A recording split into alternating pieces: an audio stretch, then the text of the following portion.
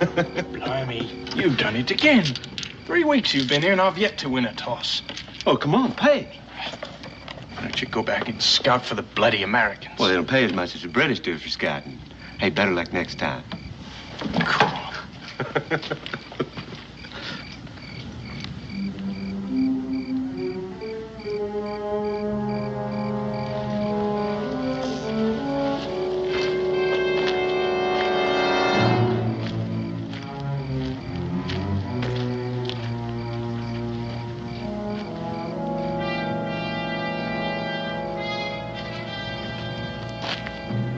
Take our land. We will fight them if they try. By then, the Kentuckians will be much stronger. Many of your people will die. Why not fight them now? There are few rifles among us. There's little powder. We too must wait until we are stronger. It will be too late by then. Crooked Hand is respected amongst his people. We need their help. Call them together. Ask them if they will be our allies. And if they agree? I will give them many guns and much powder. I will give them whiskey that they may celebrate their victories. And I will pay them for white men's scalps. How many guns? How much whiskey? A wagon load of guns and powder. A wagon load of whiskey. Your people will be very rich. How do I know you speak the truth? Tell me where and I will send the guns and the powder. I will send the whiskey. When you get them, you will know it is the truth. And you will believe me when I say that I will pay for the scalps when they are brought to me. I have heard you talk. In 2 weeks, my people will meet with the Chickasaw. You will send the wagons. Then I will speak with the council. It is agreed. Tell me, where does this council take place? Do you know the Indian trail the white men call Warrior's Trace? Yes, I know of it.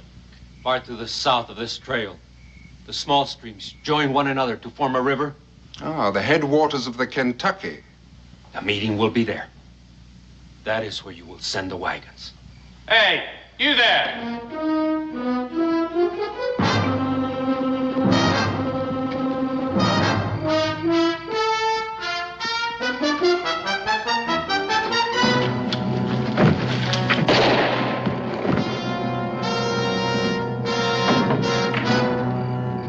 Over there, Mike.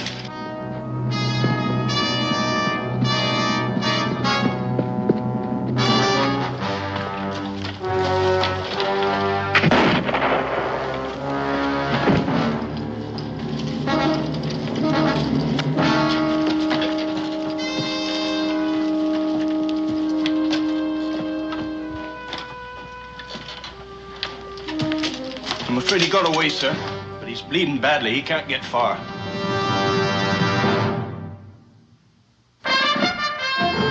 Daniel Boone was a man, yes, a big man, with an eye like an eagle and as tall as a mountain was he. Daniel Boone was a man, yes, a big man. He was brave, he was fearless, and as tough as a mighty old tree. From the coonskin cap on the top of old Dan to the heel of his rawhide shoe, the rippinest, roaringest, fightingest man the frontier ever knew. Daniel Boone was a man, yes, a big man, and he fought for America to make all Americans free. What a Boone wanted to do and what a dream come true was he.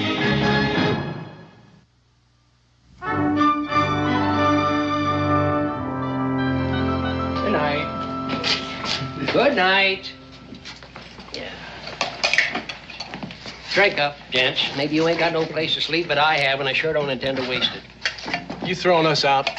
Right now, I'm asking. Throwing out comes later. Oh, you're a hard man, Cincinnatus. Well, Cully, I sincerely doubt it's worth staying up for. Just wait till tomorrow when you're thirsty. Hey, Dan? Latham Green. Your wife said I'd find you here. It's all washed out. You better sit down.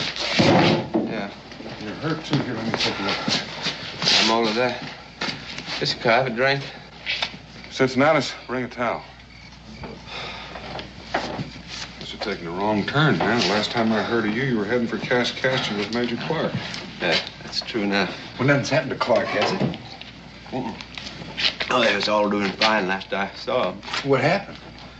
Well, I was on me a scout, and I got myself picked up by a redcoat patrol. They figured I was just a trapper, so I hired myself out to the British for a while. You hired out to the British? Well, I couldn't lick them, so I joined them. No, I just now come all the way down from Fort Detroit. Eat this up, Cincinnati. Is old Hairbuyer Hamilton still up there? Yeah, he's still in business. That'll be Kentucky has buying next unless they're stopped. Who's they? A British detachment. They got themselves a wagon load of guns and powder. And another wagon load of whiskey. They're headed for a big meet with the Choctaws and the Chickasaws southeast of here at the headwaters of the Kantuck. And if they gets together, this whole valley is going to be knee-deep in blood. How are we going to stop them, Daniel? Which way are they coming? Down Warrior's Trace. I figured maybe you got 3-4 days to head them off. Head them off with what? Daniel, look. You know the country. You know, the only road goes right through Frenchman's Gorge, and there's one spot where it narrows down to where a man could almost spit across it. If a man could get there first with enough powder, he could blow the whole shebang sky high. You read my mind. Cincinnati, how much powder have you got? Plenty. Do I hear any volunteers? Better speak up, Mason, because I think we're going.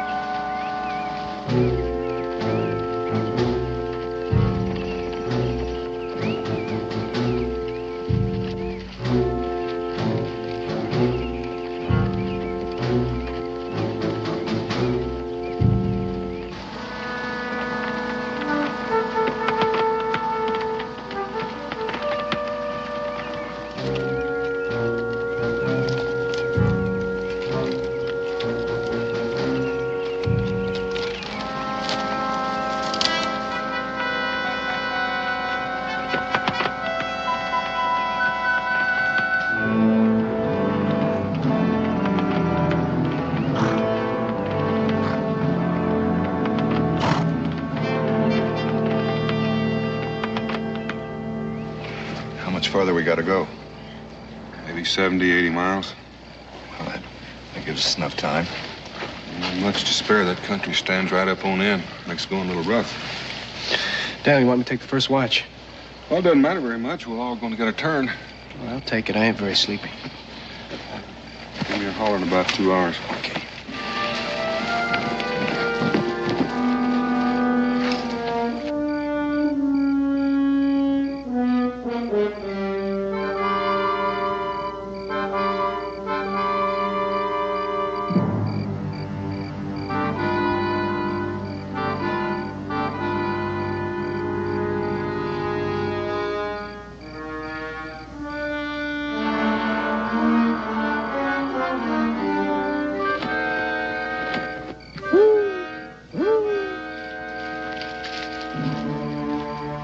I could hear you coming for 100 yards.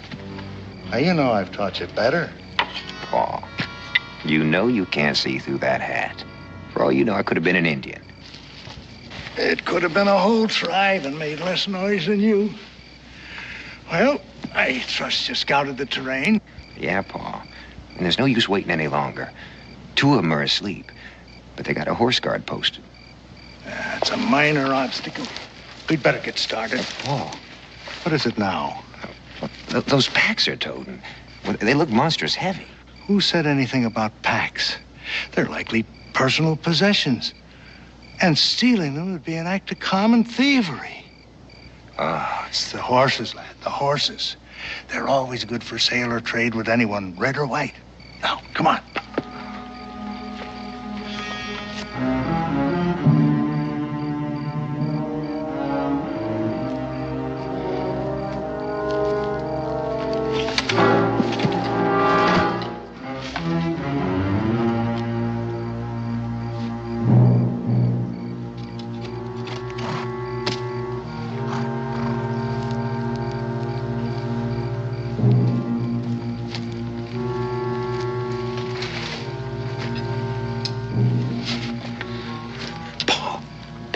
we gonna get them out of here without waking up the camp? That timber's awful thick to travel through in the dark. You don't have to worry about noise now, boy. Go ahead, move out.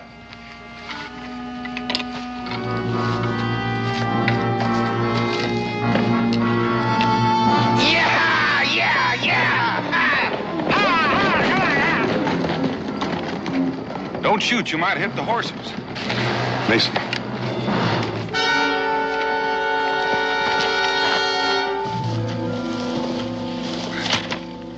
What hit me? Just about to ask you. I don't know. Somebody grabbed me from behind. And that's all I remember. Well, whoever did it wasn't ain't taking any chances on you waking up. Horses. They're gone. Give me a hand. We'll get him over to the fire. Oh. Grab the bottles. Is it Indians? Been Indians that lifted your scalp. The way it feels, I'm not sure they didn't. Indians or white, it doesn't make much difference. Either way, we're set afoot. Sit him down right here.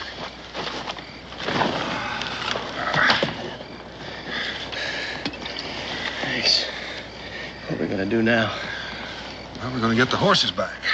Dan, you sound like it was you got your brain shook up instead of Mason. The way they were traveling when they left here, those horses be in Carolina by morning. Well, just a chance they may figure we won't try to track them. Is there any chance of making it on foot? All we got to carry is 300 pounds of powder in those packs. It's 100 pounds apiece with food and water. We'd never make it. Then I guess we get the horses back. Good. Do you feel up to traveling? You right now? We can't track them in the dark. Well, I figure they'll head down the valley for a while to put some miles between us. So we'll just start walking. When daylight comes, we'll start tracking them. Here, let me give you a hand. Dan, Mason's feeling kind of poorly. Maybe it'd be better if we left him in regard to powder and I'll go with you. Well, he's just going to have a headache for a couple hours. I want you here. You don't trust me anymore? Didn't say that. That's what you're thinking, ain't it? Because I let the horses get away? You just think you let them get away. You had outside help, but I just figured you'd like to get first crack at whoever gave you that goose egg.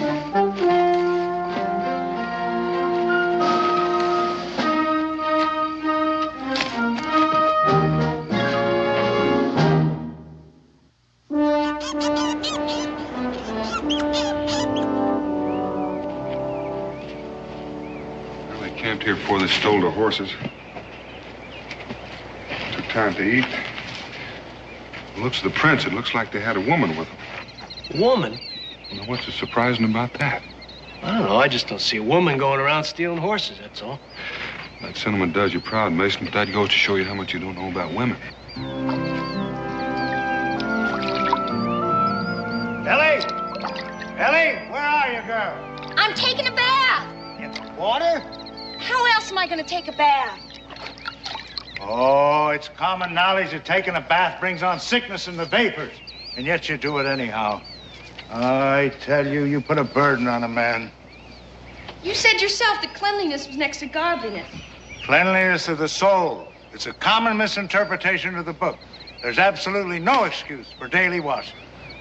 That's not what my pa said. Your father, may he rest in peace, was a misguided man. He may have been misguided, but he was no horse thief. Mind your tongue, girl. I won't mind my tongue. You and Ethan didn't have to steal those horses. It saddens me to hear you talk like that. The taking of those horses was a matter of necessity. Besides, I was only thinking of your welfare. My welfare?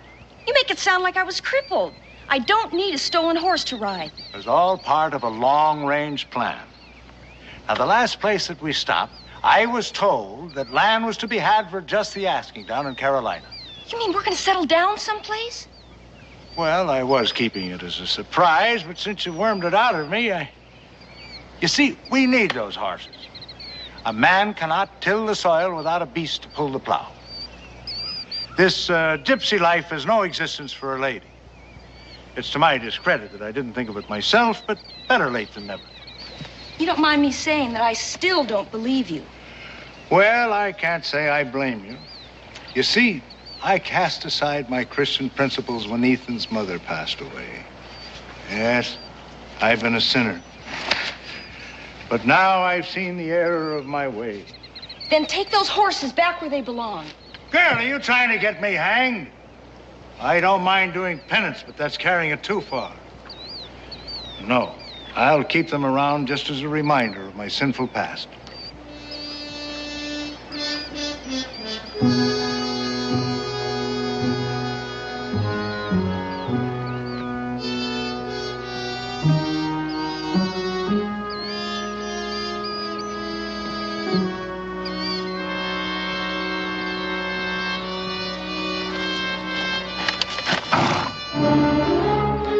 Paul, Indians!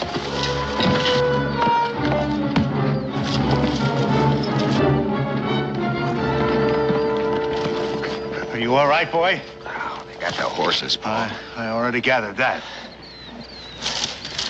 Come on, let's get out. I don't think that would be advisable. It's been my experience where there's 3 Indians, there's apt to be more where they came from. Take a look at that, Paul. Is it bad? Oh, no, just a scratch.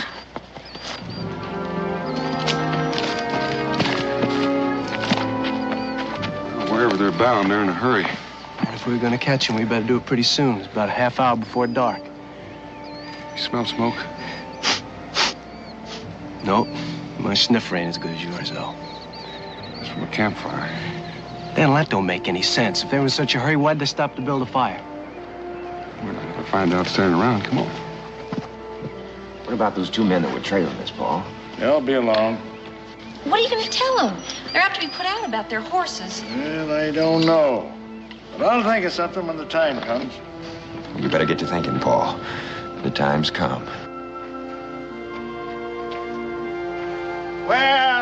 Well, this is an unexpected pleasure. May I ask what you gentlemen are doing out here in the wilderness? Right now, we're looking for horses. Oh, well, that's quite a coincidence. So am I. No later than this afternoon, a band of thieving redskins ran off all our stock. I don't see where you got any reason to complain. That's where you got him to begin with, ain't it? Sir, are you calling me a horse thief? Do you know any other name for it? Well, would you believe that we found those animals peaceably grazing alongside the trail? At the time, it seemed like an act of divine providence. Damn, there ain't no sense listening to him. He's just gonna keep right on lying. I'm gonna look around. Stay right where you are. You, sir, I'll thank you to lay aside your gun. Ethan, get the rifle. Don't touch that gun, Ethan. Do as you're told, boy. I'll give the orders here. You keep waving that pistol around, you're gonna get somebody killed. Take it away from him, Mason. Stay where you are. I mean what I say. Why don't you take it, Daniel? I'm warning you. I'm not ordinarily a violent man, but I'll shoot the first one that moves. Well, not with that gun, you won't. There's no powder in the pan. It's broken. I acquired this firearm in a game of cards. It seems that the man that I won it from was dishonest. And how was the card game? Well, that was dishonest, too. It's getting so that you can't trust anybody anymore. Here, take it. I'm going to ask you one more time. Where are those horses? Like Uncle Simon said, the Indians stole them. You keep out of this, Ellie. You get right on up there. You just keep talking, Ellie. That's all I know. Ask Ethan. There were 3 of them. Jumped me before I could stop them. Well, if they was Indians, how come they didn't lift your scalp? Huh? Well, it could have been the Cherokees. They're friendly, but they've got a weakness for horses. You go with him, Mason.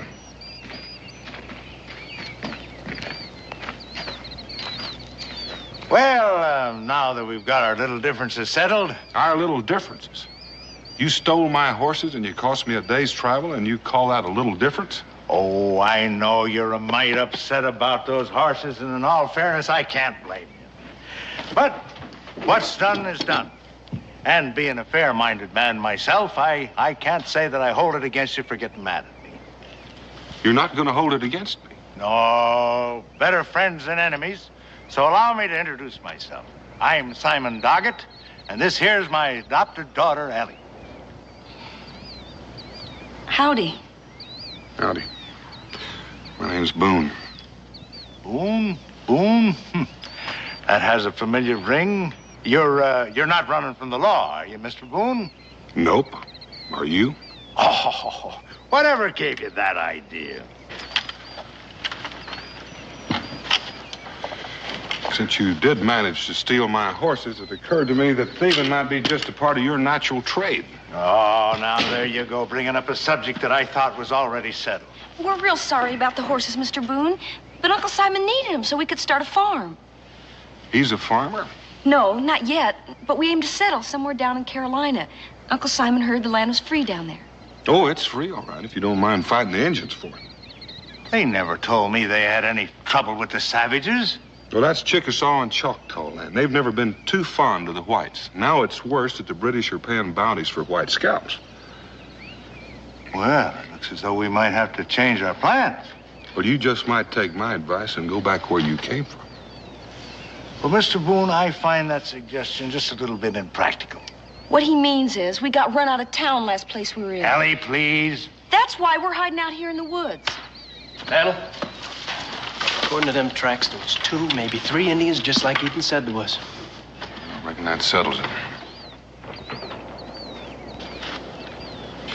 You know, if we were to split that load up into 6 pieces, we might still be able to make that gorge on time. Them 3? Well, Simon owes me a favor. This would be an opportunity for him to square it. Just a minute, Mr. Boone. Am I to understand that you are to make of my kin and myself beasts of burden? Well, that's one way of putting it. Why, that's downright degrading. And beside that, conscripting labor is against the law. I can't allow it. Well, maybe you'd like to go back to that town they just run you out of. Oh, well. You don't leave a man much choice, Mr. Boone. Now, inasmuch as we're friends, I'd like to help you out, but as of late, I've had the miseries. Well, I figure that you'll be feeling worse by the time you get to where you're going. Now, why don't you just start collecting your gear here? What about her? She's walked this far. I reckon she can walk a little farther. Hell, she could get killed. We can all get killed. There's no help for it. But we sure can't leave her here alone. All right, start packing up.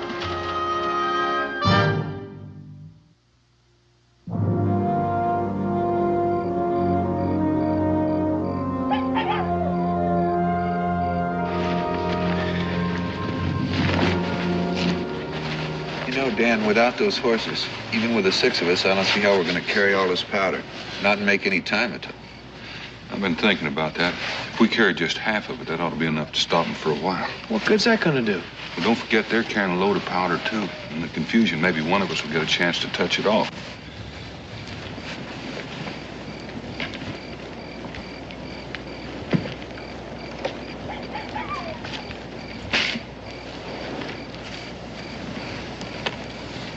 Look at your pa over there. Sound asleep like you didn't have a care in the world. Ethan, couldn't you talk to him? Talk to him? About what? About cheating and stealing the way he does.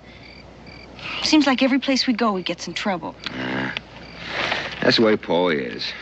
Got to make a living for her somehow, don't he? Some people work. You know that ain't for Paul.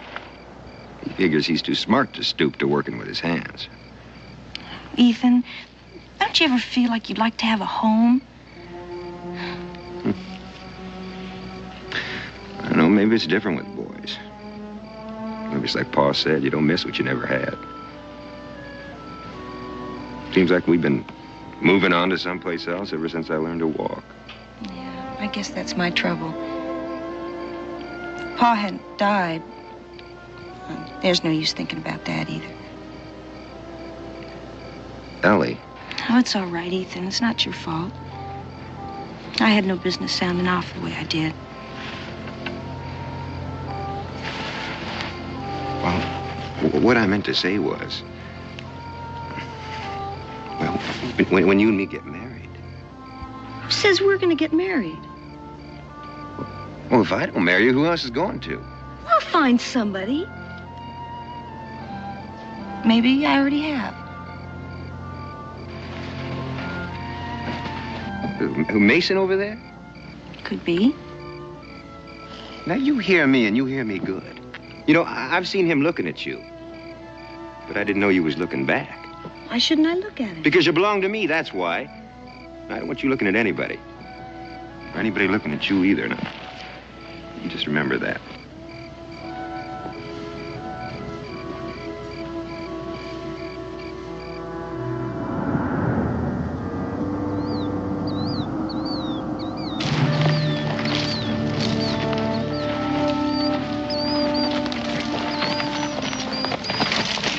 wrong, Daniel? Take a look at that sky. Yeah, looks like it's gonna be a real toad strangler. I wonder how waterproof this powder is. It's not waterproof enough. Keep moving, Mason. I want to go ahead and see if I can find a shelter. Well, on your feet. Gotta keep going.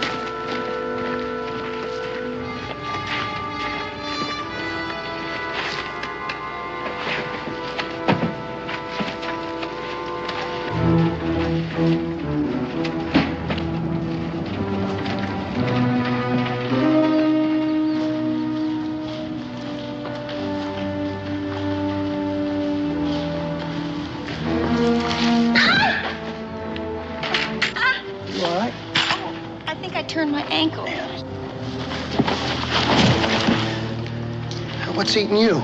You keep your hands off of her. Ow, Ethan, behave yourself. He was only being kind to me. Yeah, well, I'll teach him to go putting his hands on you. That's the way you want it.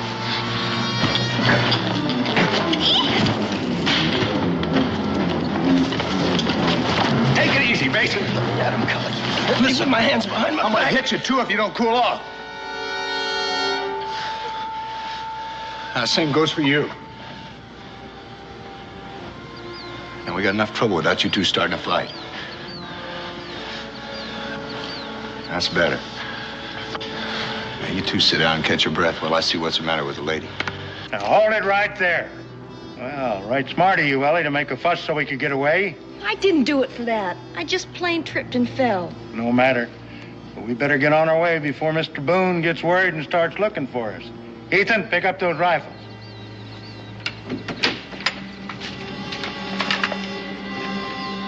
Well, I don't like to leave you out here in the woods without a gun, but I figure you'll make out all right. Simon, put that gun down and tell the boy to put his down, too. Mr. Boone, if you shoot me, you'll have one less slave to help you with your carrying. I'll have 3 less if I don't. Now, make it easy on yourself and don't take too long making up your mind. Huh. What makes you think my kin would help you if any harm was to come to me? Simon, you're running out of time, and I'm running out of patience. Now, put it down. You'd be bluffing, Paul. And again, he couldn't. Ethan, put it down before you get me killed.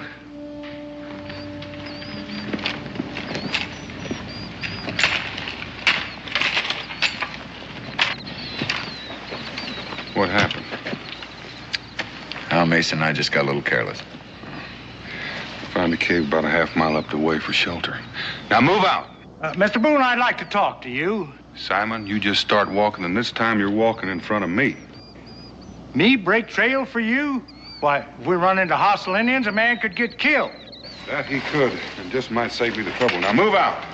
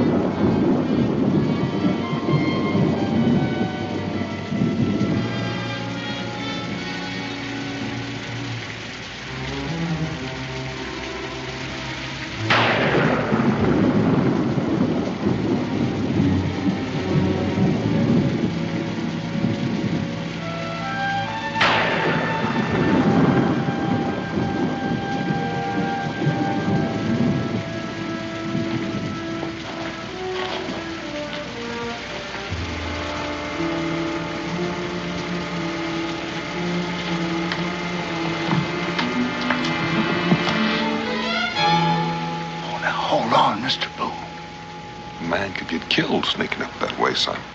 I wasn't sneaking up on you. I was just trying to keep our slumbering companions from knitting up the ravel sleeve of care. You know Shakespeare, I presume. Not very well. Ah, that's a pity. The entire quotation escapes me for the moment, but it'll come to me later. What do you want, Simon? You didn't wake me up just to quote portrait. No, I didn't, but the phrase seemed appropriate at the time. Oh, relax, Mr. Boone. I just want to talk to you. All right, start talking.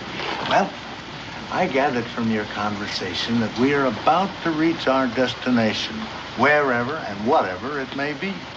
With a little luck, we ought to get there in the morning. Why? Well, considering all the services we've rendered, you don't seem to be exhibiting much trust in us. Well, that's where you're wrong, Simon. Not a question of a lot of trust. As a matter of fact, I don't have any trust in you, no. That's what hurts. And after all the help we've been to you. I'm going to ask you one more time. What is it you want? Well, I'd like the simple answer to a question that's been plaguing me. You see, a little while ago, I took the liberty of peering into one of the packs I've been carrying. And I just wondered what in the world a man would be doing with all that powder. Well, he could be selling it to the Indians. First thought that crossed my mind. I'll bet it. And it also crossed my mind that a man could make a tidy profit on such a deal. Mr. Boone, I could tell you were a businessman the first time I saw you. Well, now, what else could you tell about me? Well, I could tell that you wouldn't mind sharing the wealth with an old man who was willing to forget what you were selling and who you were selling it to. Well, Simon, that sounds a little mite like blackmail. Oh, that's an ugly word, Mr. Boone, an ugly word. Let's just say that I'm doing you a favor, and you're willing to pay for it. Well,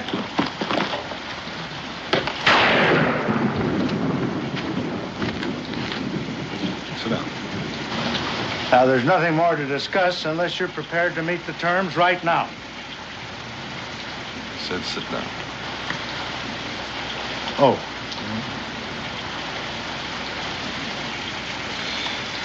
Simon, assuming that all the things you said are true, what makes you think I'd pay you off instead of killing you? Well, I've given that quite a little thought, too. And you're not the type of a man that would shoot down an unarmed man. But I am the kind of man that has no compunction whatsoever about hanging a horse thief. There you go, bringing up a subject I thought was settled. Simon, you don't deserve an answer, but we're getting fairly close to where we're going. So I'm going to give you one. We're not going to sell that powder to the Indians. What? Mr. Boone, I'm disappointed in you. But if this is so, do you mind telling me what we're doing and where we're going? Well, sometime today or sometime tomorrow, depending on when they get there, we're going to blow up a British wagon train. Don't you think that that's apt to get them a little mad at you? That's a fair assumption. And knowing this, you chose to involve me and my kin? It was not my choosing, Simon. It was yours when you stole my horses. You know, something like this could make a man hate horses. Mr. Boone, I have absolutely no quarrel with the British whatsoever. So, if you'll just pay me our share of the money that you owe us for being so much help. What money? Well, our share of the money you're getting for doing what you're doing. There's Nettie. Do you mean to say you came all the way out here and ran the risk of getting killed for nothing? That depends on what you call nothing. Well, doing something and not getting paid for it is what I call nothing. That's your opinion. Well, what's your opinion, Mr. Boone? Oh, I don't think your pa would understand. Maybe Paul wouldn't. It could be I just might. Now, Ethan, you stay out of this, boy. You don't know what it's all about. Pa, I heard it all. I'd still like to know what Mr. Boone's opinion is. Well, it's fairly simple, isn't it? The wagons that we're after are loaded with powder and rifles and whiskey for the Indians. If we can stop them, we can save a lot of homes, maybe a lot of lives. Are these folks you mean to save all kin and friends of yours? Some of them I've never seen. There you go, running around risking your neck for people that don't even know what you're about and probably wouldn't thank you if they did. I can't argue that. Well, then tell me why. Well, I reckon if you belong to a community, You owe a certain obligation to her.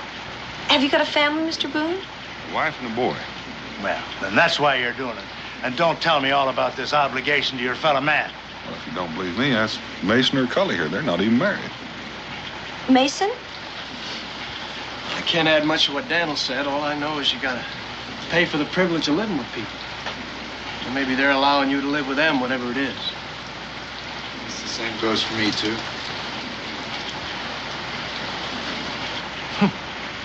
Well, nobody ever did anything for me I thought I had to pay for. From what I've seen of you, Simon, I reckon that goes both ways.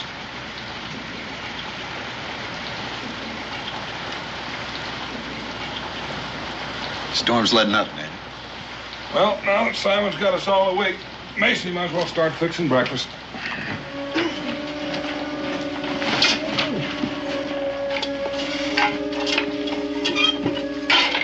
Time we eat will be light enough to travel.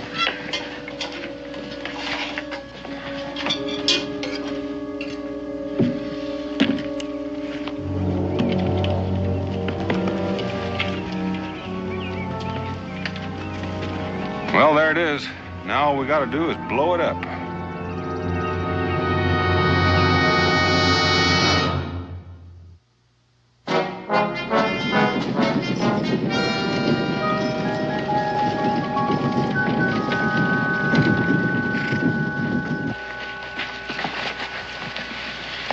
When do you think the British will come, Dan?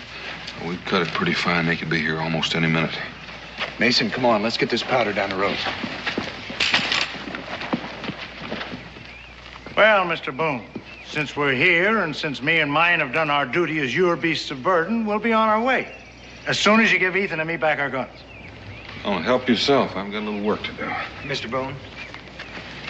Ellie and me, we were just wondering if there's anything we can do to help. Ethan! Well, I appreciate the offer, Ethan, but it might be a little rough on Ellie. We know, but we already talked about it. You see, Mr. Boone, we never had a chance to belong any place. Maybe never will again. So if it's like you said that, well, we got a price to pay, well, we just soon start paying right now. Ethan, have you lost your senses altogether? You can leave if you want to, Paul, but we're staying. Well, if that's the way you feel about it, we can use some help. Well, you just tell us what to do, Mr. Boone. Ethan, we've got no quarrel with the British. Paul, there's no use trying to talk me out of it. I don't like to go against you, but, well, my mind's made up. Now, you were saying, Mr. Boone? Ethan, when that gorge blows, the British are going to come boiling through, try to find out who blew it up. Now, if you take these rifles and hold them off a little while, give us a chance to get back there and blow the powder in their wagon. Well, we'll keep them busy. Here.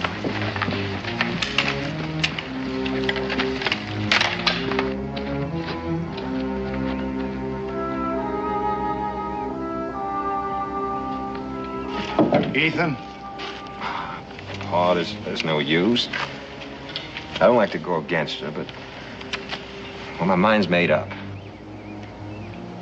Well, I heard what you said to Mr. Boone, and I realized for the first time how I've messed up your lives.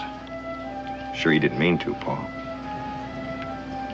So, if you could trust your old man just one more time, I'd like to get down and see if I could help Mr. Boone.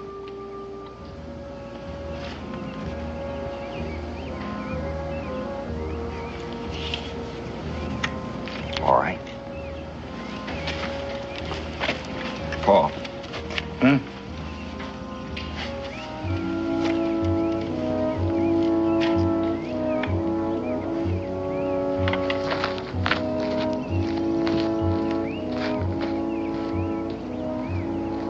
You still here?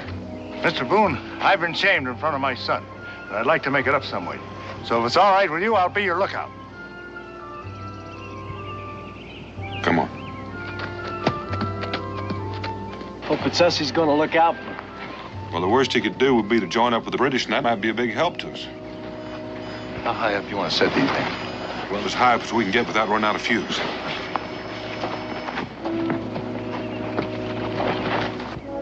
Ethan, Hmm? I'm real proud of you.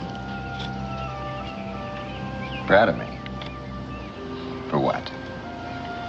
For standing up to your pa the way you did. Guess I should have done it a long time ago.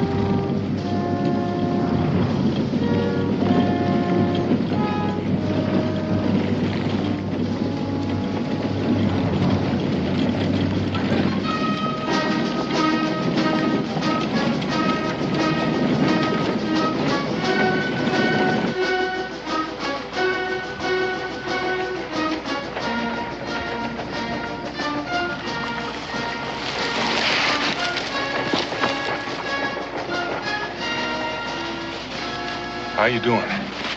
I'm ready. Just about set.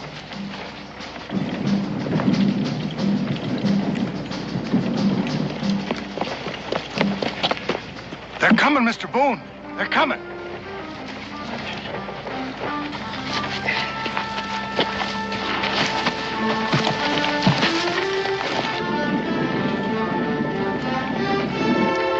Get on around the rock now. They'll be coming at us any time. I'm staying right where I am. Even you know I can shoot as good as you.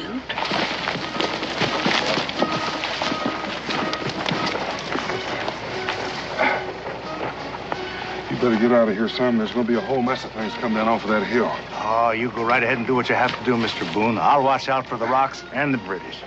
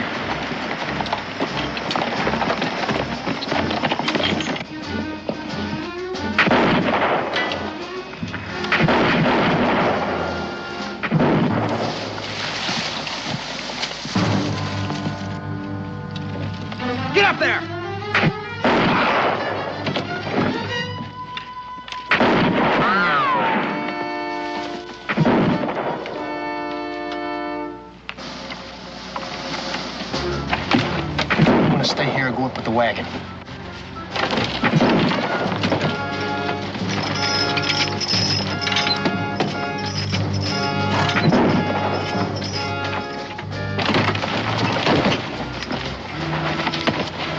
How about you unhitching those horses?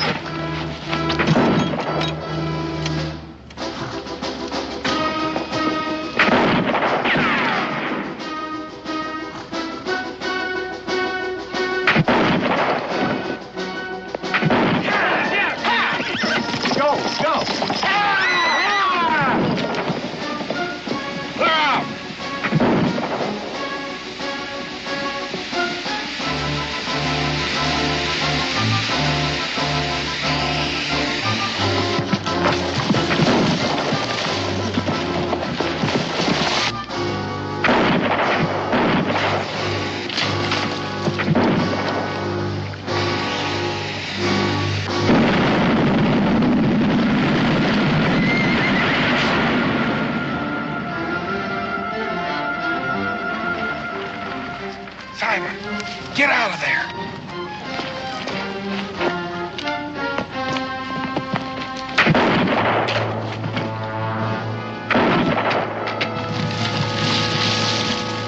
Here, cover us, Mason. Cullen.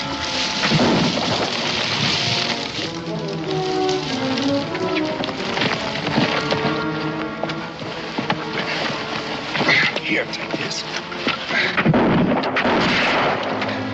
Oh, what's the matter? You blind, Cullen?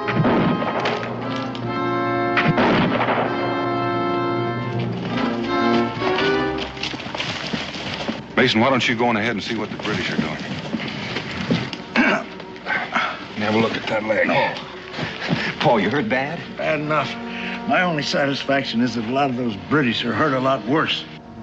That leg is broken. So I reckon I'll bed down right here. Paul, I'm not going to leave you here. Ethan, there's no other way. Dan, we can make a litter. No chance for that. Mr. Boone, I want something else from you. With me to hold you up, those red coats would catch you in a mile. No, I had my chance and I made a hash of it. But I don't want these youngsters to follow in my tracks.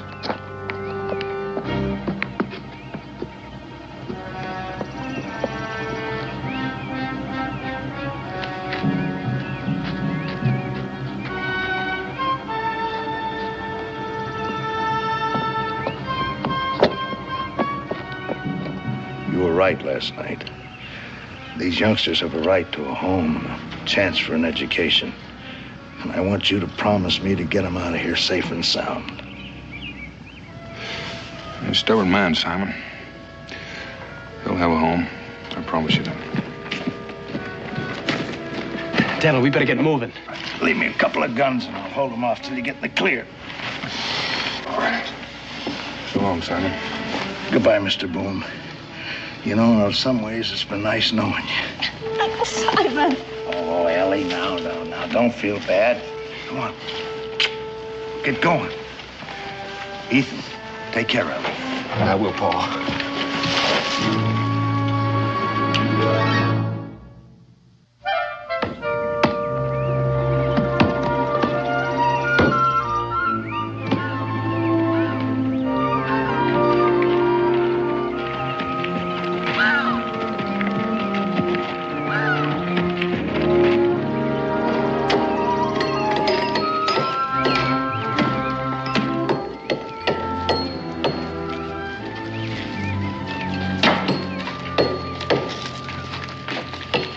Well, what do you think of it? Well, it looks like it's going to be a real nice cabin. Well, I'm glad you like it because it's yours. Ours? Yep. Lock, stock, and barrel. Oh, but Mr. Boone, I could never make enough to pay for a house like this. Oh, there's no pay, Ethan. You know, folks around here are kind of grateful because you helped save their homes. They figure you ought to have one. Think of it as sort of a monument to Uncle Simon. Mm-hmm. And I can't think of anyone who deserves it more. Uncle Simon! Well, you two are looking mighty fit. Yes, we're going to be very happy here. Speak of the devil, I'll tell you. I wonder what happened to that broken leg. Where do you suppose he got that coat? I'd be afraid to ask. Let's see now. Huh. Yes, we'll have him build a nice little room right here for me. Nothing fancy, just a place where I can sleep. Of course, we will need another fireplace. Yes, sir, this is going to be a nice little cabin. Do either of the two of you think he had this whole thing planned? I prefer to think you did. It sort of restores my faith in human nature. I'd hate to think a man like Simon reformed and died a hero.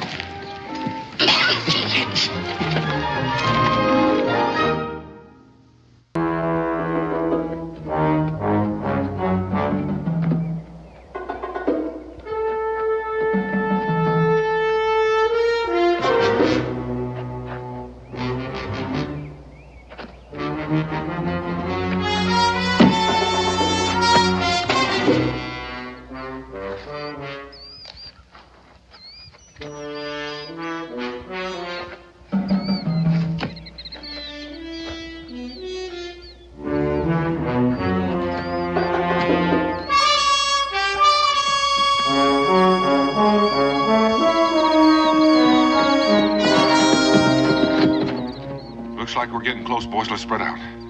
Remember, don't use your rifle unless you're forced to. They want him to stand trial.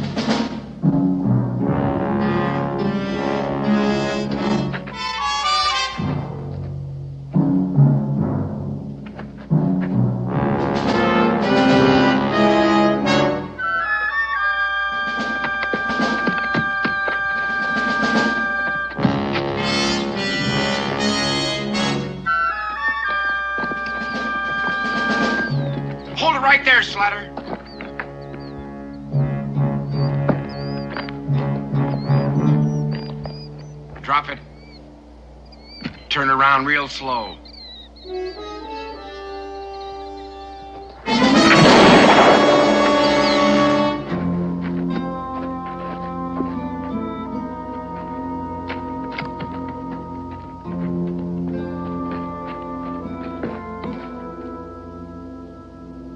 He's dead, Daniel.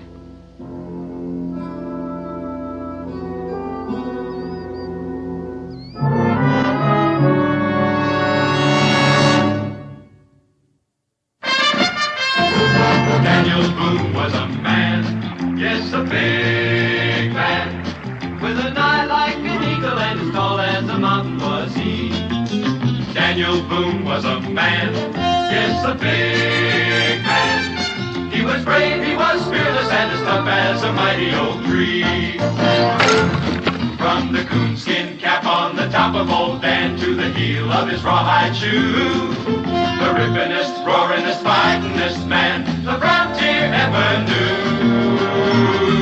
Daniel Boone was a man, yes, a big man, and he fought for America to make all Americans free. What a Boone wanted to do and what a dream come true was he.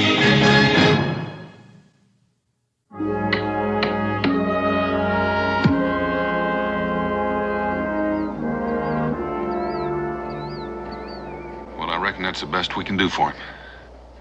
Yeah, I guess so. You're not blaming yourself, are you, Ben?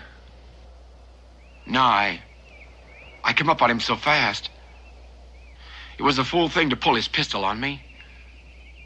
Well, I reckon he's got a cabin or a lean-to around here someplace. We ought to try to find it and return whatever he's stolen. Hope there's not too much there. It's a long way back. Well, if it's more than the three of us can carry, we can always make another trip. Yeah.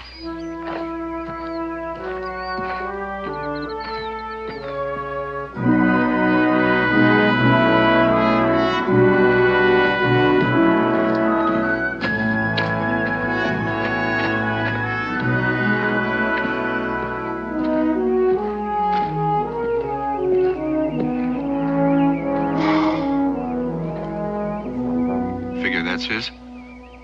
Only one way to find out.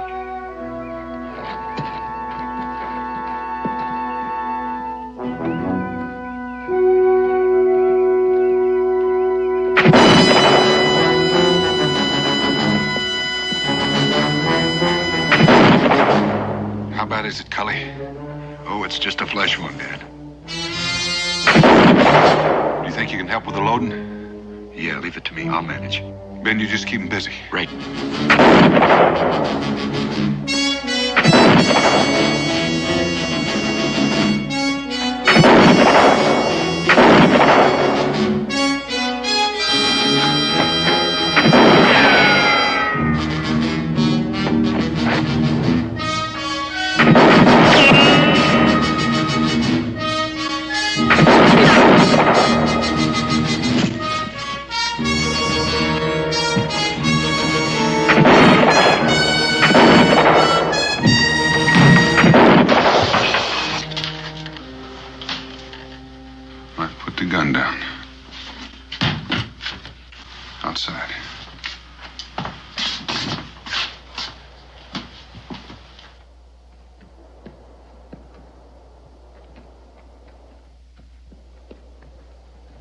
Hey, look at this.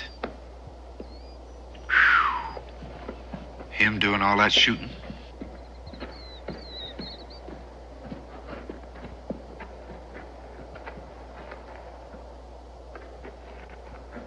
Who are you?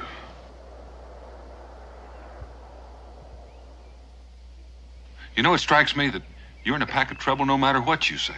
So you might as well make it easy on yourself and start talking. Which one of you shot my pa?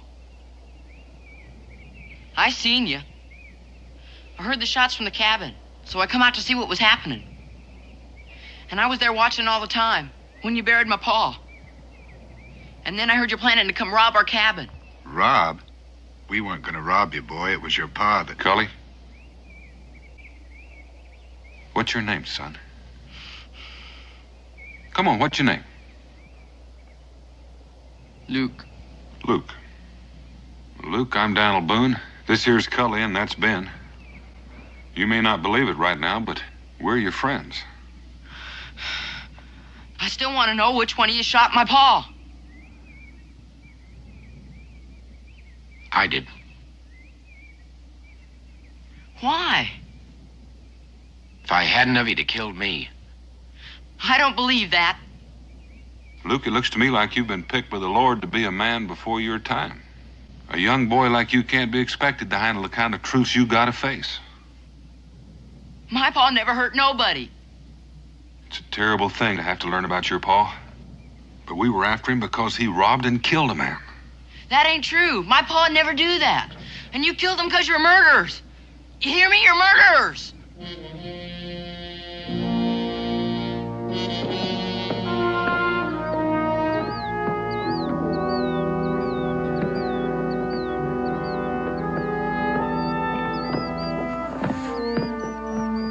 How's that arm, Cully? Oh, it's okay, Dan. Well, Becky, take a better look at it when we get back. Off we go, young fella. Get your hands off me. Well, somebody's got to help you. Just as long as it ain't you. All right, Luke.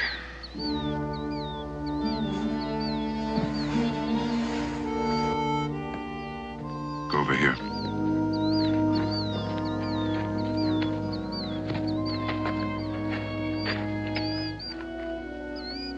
He'll get over it, Ben. Yeah.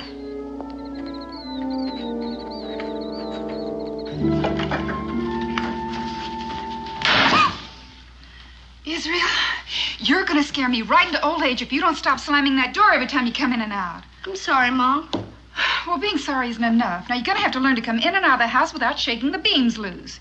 You go in and out of that door 3 times and do it the right way. Oh, Mom! Now! Yes, ma'am.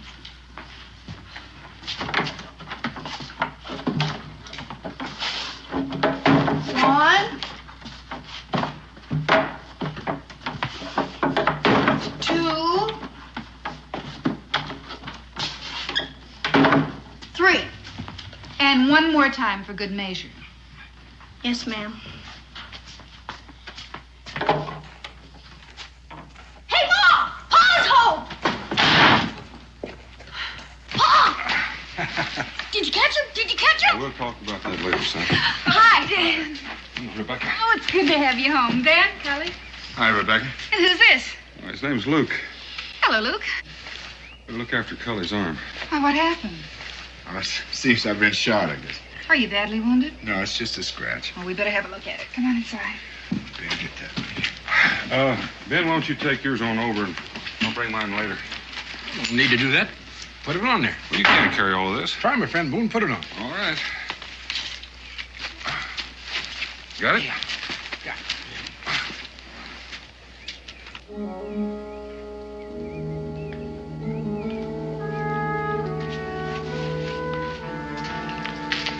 Come on, boys. We better go inside.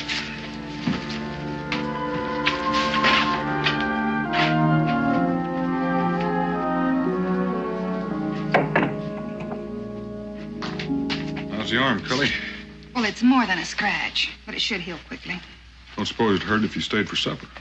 Oh, thanks, Dan, but I got so much work at my place. If I don't get started at it soon, it's going to be living there instead of me. Now, Cully, you best take care of that arm and not use it too much at first. Oh, I think it'll be all right. My name's Israel. Thanks, Rebecca. Dan, I'll see you in the morning. All right, Cully. Luke? See you. See you, Kelly. Ezra, why don't you take Luke out there and show him where to wash up before it gets too dark? Sure, come on.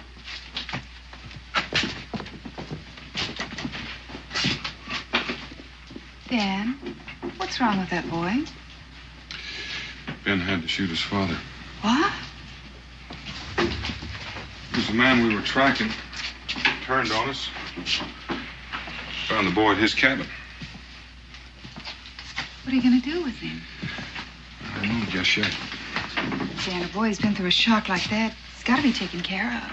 I can't argue with him on that. He's awfully bitter. He can't believe for a minute his pa's a criminal.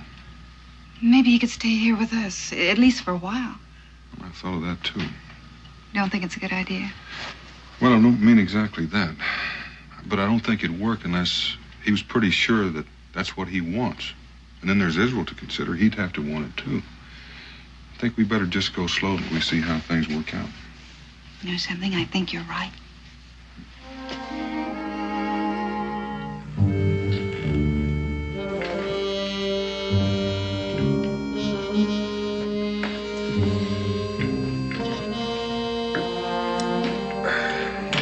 Luke, you're not eating much. I'm not hungry. Suit yourself. Have you got any kin hereabouts? Kin? Aunts, uncles, cousins? No. It was just my pa and me. Well, I reckon we'll have to figure out what happens to you now.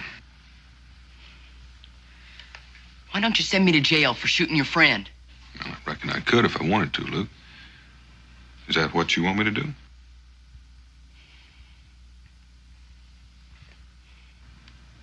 Fact is, with no one legally responsible for you, there's only one thing I can do. What's that?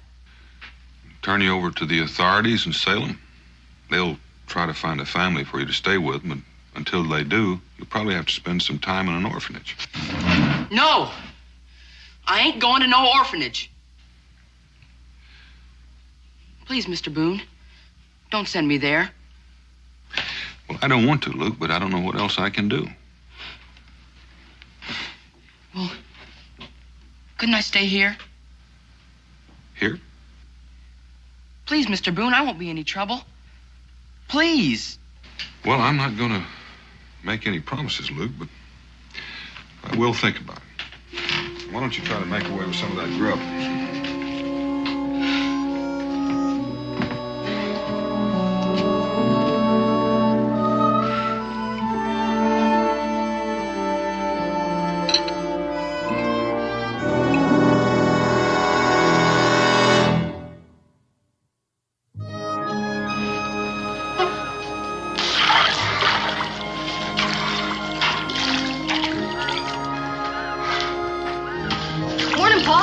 Morning, Israel. Where's Luke? He's still sleeping. Well, I guess he needs it. That boy's been under strain. I figured that, so I let him sleep in my bed. I slept on the floor. Real good of you. You know, Israel, Mo and I had a talk about Luke last night, but we didn't want to decide anything until we knew how you felt about his staying with us, Mo. I've been thinking about it. Well, it's important for you to be completely honest, Israel. I know. Friend Boone? Good morning, Ben. Morning, Ben. Have a nut. Thank you. How's Luke doing? Oh, better, I guess. Could I talk with you a minute? Sure. Excuse us, Israel.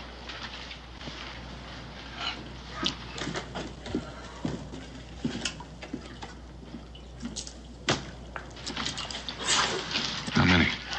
Well, no telling. Could be at least a company. I was afraid they might try something like that. Well, I'll go with the fort and have a look around. Thanks, Ben. See you later. Well, young man, you about finished? Pa, if you and Ma decide it's all right for Luke to stay with us, so do I. You know, it means sharing your room. I know, but... Go on. Well, it's been on my mind sometimes that, we've had a lot of trouble with the Indians and the Redcoats. If something happened to you and Ma, I'm trying to say is, if I was ever an orphan, I should want somebody to take care of me. Well, I'm sure glad to hear you say that, Israel. Because we're all going to have to be extra understanding. How do you mean? Well, Luke loved his pa. And he wants more than anything, especially now that he's gone, to be proud of him. So much so, it's more important than the truth. But someday he's going to have to face it. And until then, we're all going to have to be extra understanding. You want to go and tell him? Sure. You get in there. Get in there.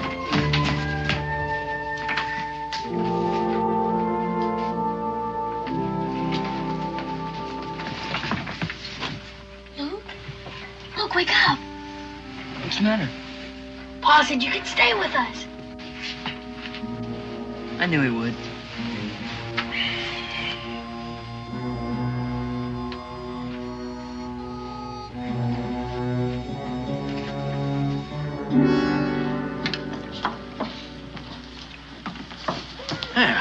Daniel?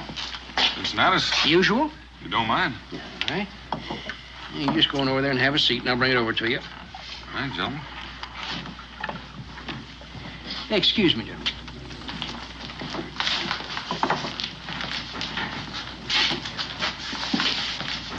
Redcoats all over the place. You know what they're doing here, don't you? Blocking Cumberland Pass. That's right. There ain't nobody gets into Boonesboro that ain't questioned and searched. Well, that means we're going to be running short of powder and shot for quite a spell. Daniel, if them Injuns attack, we can't defend Boonesboro for more than one day with the supplies we got. I know. I don't know what we're going to do. That's the only way we can get into Boonesboro is through that pass. Yeah, so far it is. What do you mean? I figure we just better find ourselves a new way. Yeah. Got any ideas? Yeah, I have one. Better just check it out.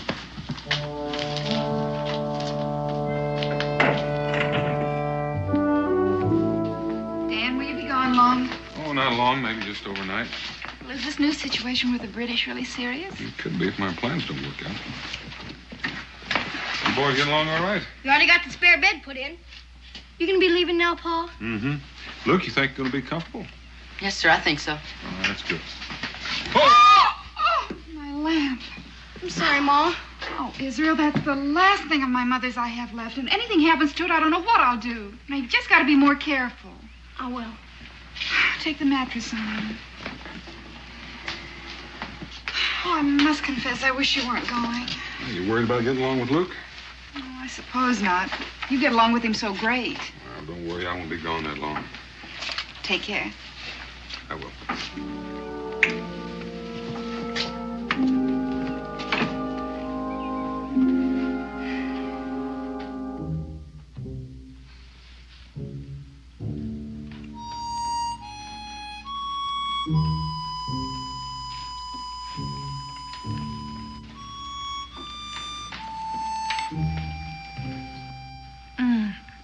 Luke, around here we use a knife and a fork. Yes, ma'am. Luke, didn't you understand me?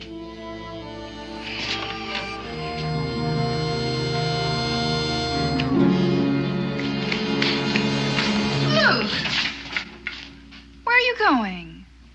I'm going to bed. But it's early and you have to help Israel with the dishes. I'm tired.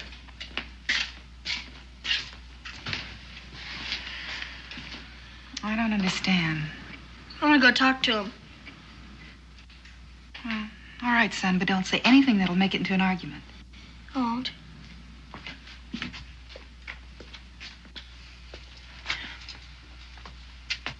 Luke, what's wrong?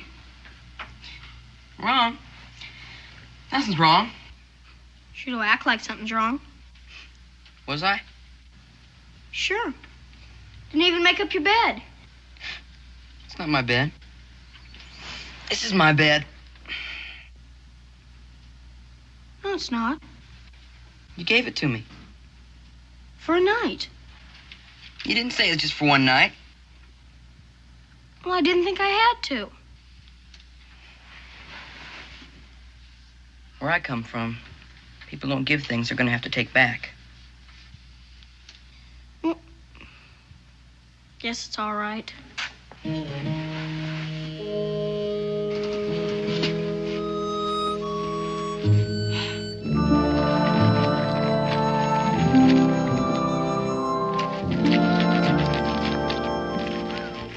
Afternoon. Oh, Ben. Daniel's not back yet. Oh, I know that, but he asked me to look in on you while he's gone. Oh, that's mighty nice of you. I'm fine. Well, you know, Rebecca, you don't look fine. Oh, well, I guess I just didn't get enough sleep last night. How'd you like a cup of coffee to go with that biscuit? No, thank you. I just had some. I gotta be heading back. Where are the boys? Oh, Israel took Luke out to meet some of his friends. How are things working out? I guess things like this just take time, Ben. Yeah, I guess they do it that. See you tomorrow. All right. Thank you.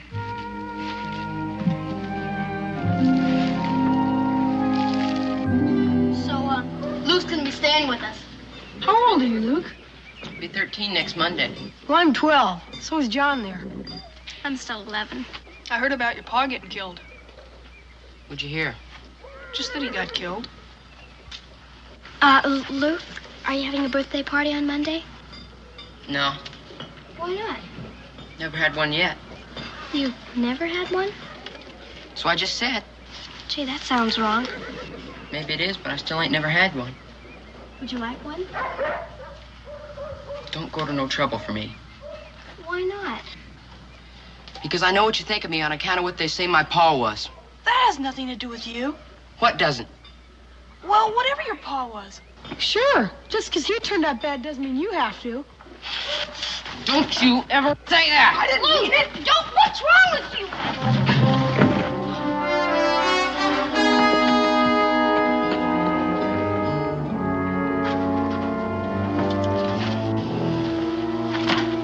You gonna let him get away with that? Yeah, guess I am. If he came at me like that, I'd sure give him a hit he wouldn't forget. It has nothing to do about Israel being afraid, has it, Israel? No, it's just that... Well, I'm supposed to help him, but I don't know how. What's the matter? I fought with Israel. Why? I can't explain it. Well, is there anything you can explain? I don't know what you mean. I mean, a terrible thing has happened in your life by losing your father. We understand that. And we want to help you, but we can't unless you allow us. Can I go now?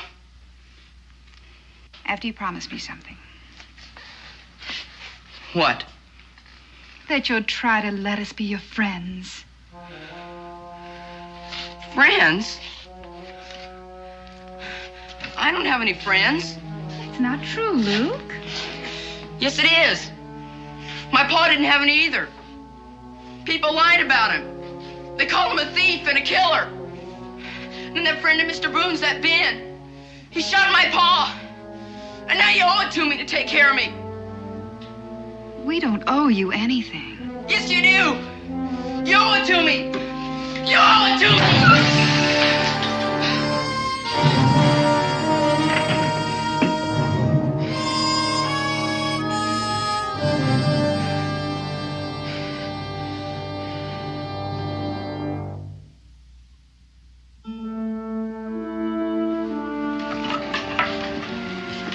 Ready to go? Goodbye, Luke. Bye, Luke.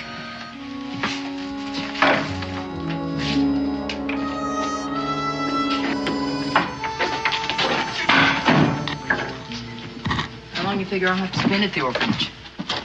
Orphanage? Ain't that where we're going? Oh, I thought about it. Well, where are we going? The fort. Why?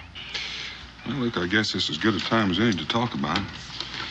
You know, there are a lot of things I could say about your abusing our hospitality or even being ungrateful.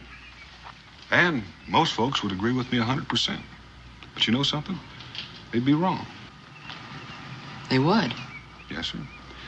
They just wouldn't take into account that you're the kind of boy that just can't stand getting favors. So I'm taking you someplace so you won't have to say thank you to a single person. I don't understand. Well, look, you know, we asked you to come and live with us for a while, and we took on a part of your responsibility. And I'm not sure that was entirely fair to you. Now, you're a big boy, and you're able to earn your own keep. And I think maybe you'll be able to learn a lot of things a lot quicker. Things you're going to have to learn. Come on. All right. There you are, Luke. You can just put all this stuff in the storeroom.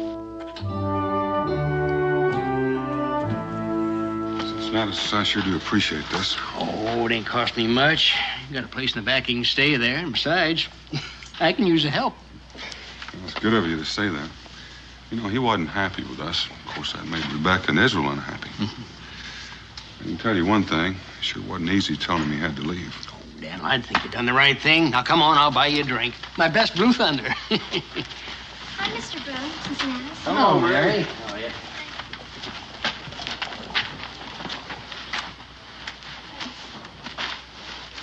Hi, Luke. What you doing? What does it look like I'm doing? Working, I guess. That's right. Do you mind if I ask why? No. I have to earn my own way. You see, I'm different from you and everybody else with parents. I don't understand. I thought Israel's folks were taking care of you. Well, they're not. Why? Because they kicked me out, that's why. What are you asking so many questions for? I guess it's because I like talking to you. You do? Well, that don't make any sense.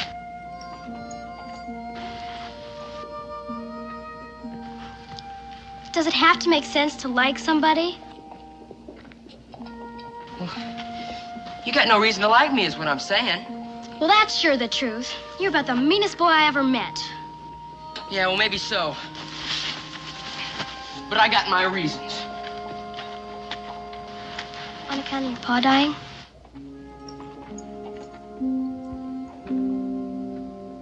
My pa didn't die.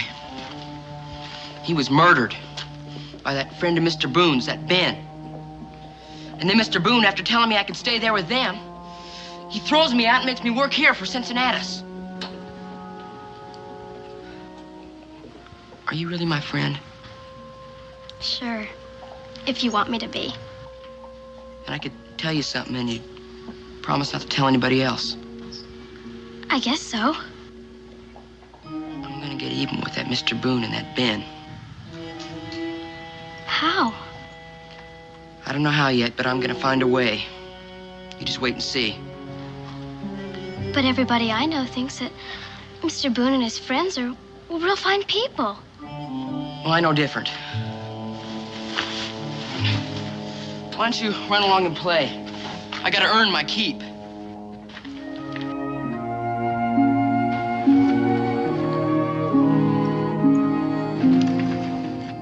Wouldn't have to tell him anything. Just invite him. Well, how do you know he'll come? It'd sure be an awful lot of trouble to go through for nothing. I just think he will. But we'll have to know for sure. Well, then, I'll tell him it's my birthday party. What good would that do? Luke says he's my friend. I'm sure he wouldn't turn me down if I asked him. I sure don't like the idea of giving a party for somebody who hates us. But he doesn't. He's just got a lot of strange ideas about people, that's all. Well, what kind of ideas? I can't tell you. Why not? Because I promised I wouldn't. Israel, what do you think? I don't know. He likes you. Guess he could learn to like us.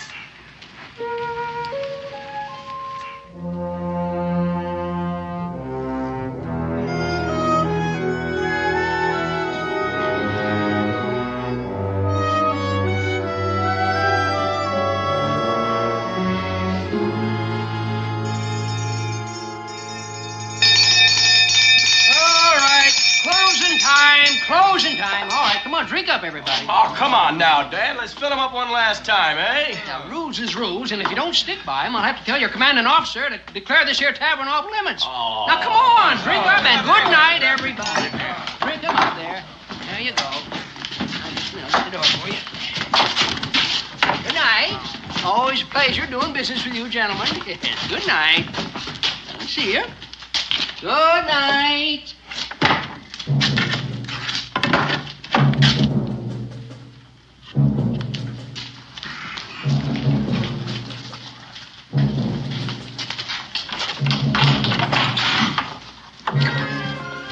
Everybody able to make it? Most of them. Come on, Go, right fellas, over there, hurry. right over there, by the table. Right on in. Over by the fireplace. Let's go. Come on. Hurry.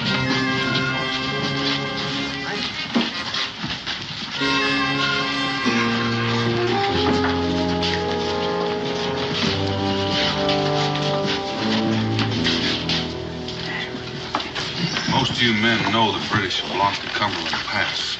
And that means the supplies that we need to defend ourselves against the Indians or even Boonesboro are going to have to come in another route. Now, wait a minute. Now, there isn't any other route. Cully, I intend to make one. Now, I figured that we can put a bridge across Devil's Gap, but it's going to take me a couple of days to string a line and set the ice. String a line? Wait a minute, Dan. That's the roughest part of the job. Well, that's right. I don't seem fair for Daniel to have to do all the dirty work. You want the job, Cincinnatus? Well, now, I appreciate your concern, but it's my idea. I tell you what, Daniel. You work the first day, then we'll draw to see who works the second. Fair enough? That's right. Cully, I don't figure your arm is well. Oh, it's all right, Dan. There's no need to. Everybody take one. Come on. Hurry up. Here we go. Everybody got one now? All right. Well, unless I'm mistaken, Ben, you and I are going to do some rope tricks. Man, my big mouth.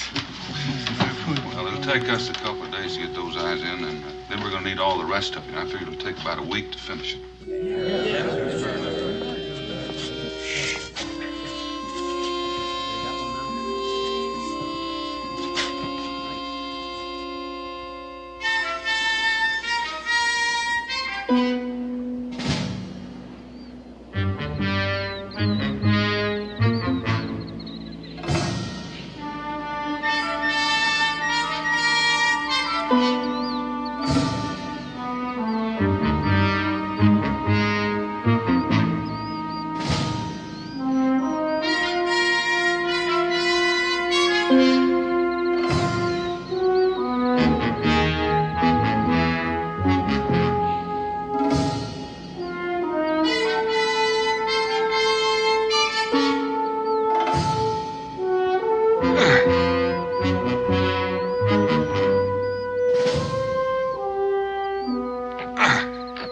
Not a bad day's work. No, it won't be long now. Sure not happy about tomorrow being Sunday. Gives me a whole day to think about being strung across that gorge. Well, let's get home before it gets to be dark. Now, let's go.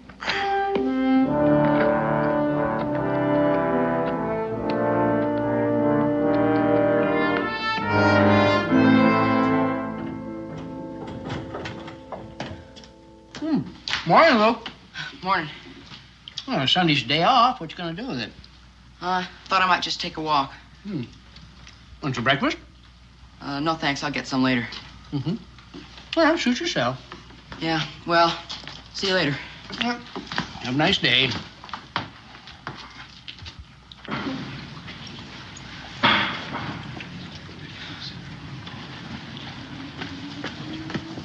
Hi, Luke. Oh, hello, Mary. Just coming over to see you. Where are you going? Well, I just thought I'd take a walk. Can I go with you? No. I mean, I got a lot of things I want to think about. That's all right. Well, I'll see you later. Luke, I don't want to hold you up, but I want to ask you something. What? It's my party tomorrow, and I'd like you to come. Your birthday's tomorrow? Yes, I mean, we have the same birthday? I guess so. Well, who all's coming? You know. Israel and Sam and Ethan. And a few others you haven't met. Well, I'd feel kind of funny. Well, Luke, if you're gonna live here in Boonesboro... Well, I ain't living here because I want to. Oh, all right. But, Luke, it'd mean a lot to me if you'd come. You will? Why? It just would. Why do I have to explain everything? Well, all right, I'll be there. Listen, I want to get going, so I'll see you tomorrow.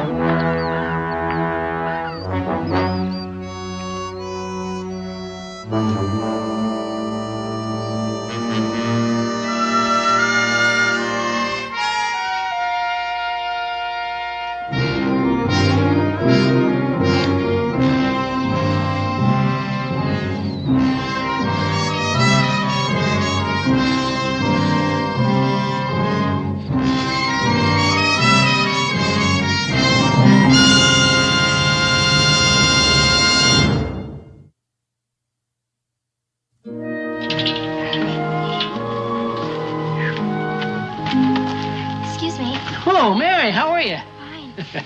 Well, what can I do for you? I'm looking for Luke. Oh? You see, we're giving him a surprise birthday party at the schoolhouse today. Is that so? Yeah, and I wanted to make sure he remembered. Well, he didn't say nothing to me about it. Well, he's supposed to think it's my party, but it's really for him. Is he here? Well, he's inside working. It's all right if he goes, isn't it? Oh, sure. Just go right ahead inside. Thank you.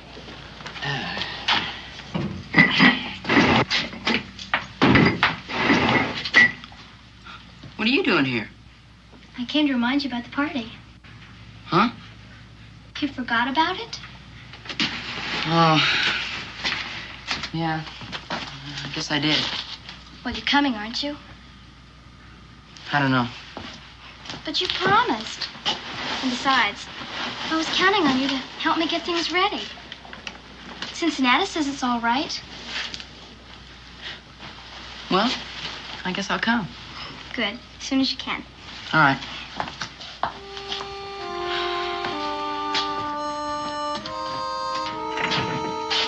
Yeah, what happened? 30 feet down the ledge, showing him to save us. Just can't figure out how it happened. Brand new rope and it was cut.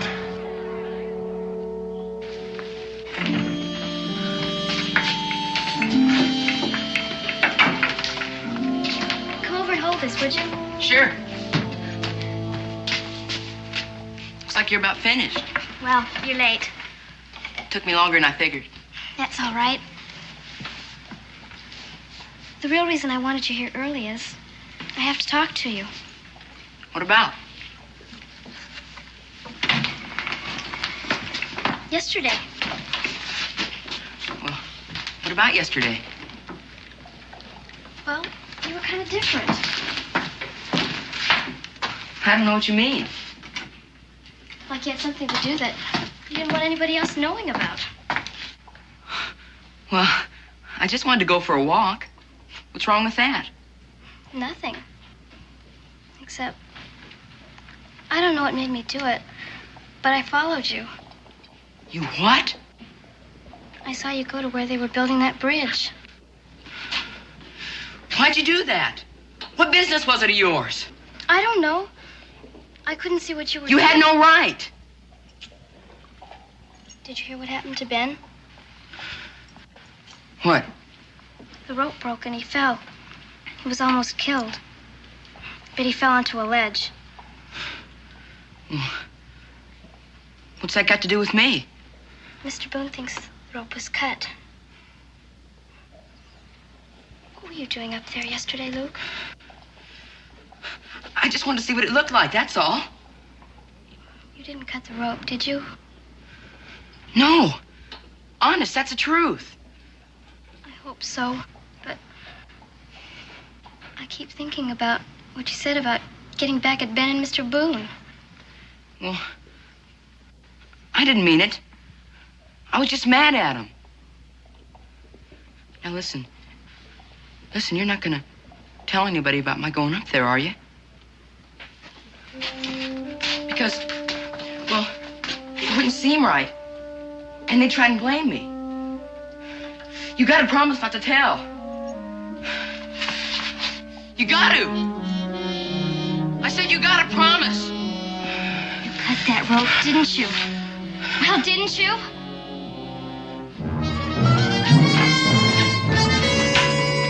Hi, Luke. What's wrong with him? Something must have happened. I knew he'd wind up doing this for nothing. Let's go see if Mary knows what happened.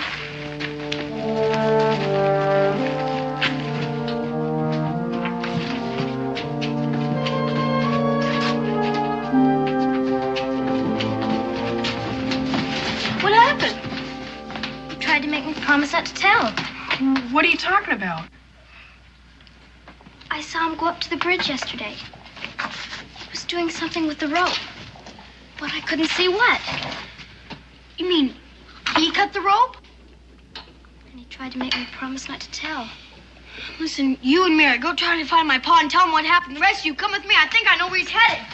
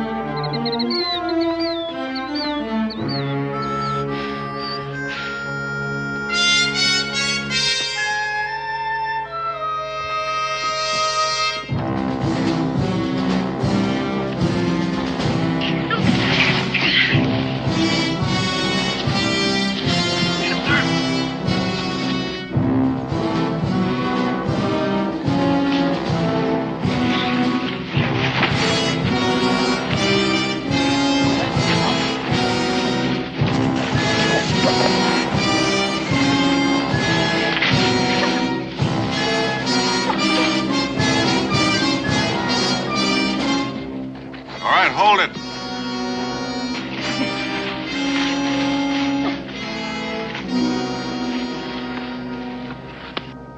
You all right, boy? Yes, Pa. You got anything to say, Luke? Are you hurt?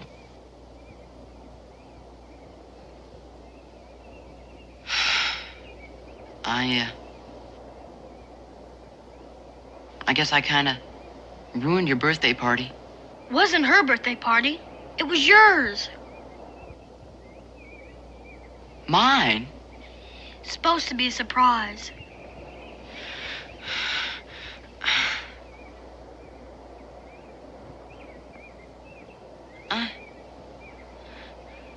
I've been so wrong. I don't know whether anybody can help you right now, Luke. I don't rate any more help.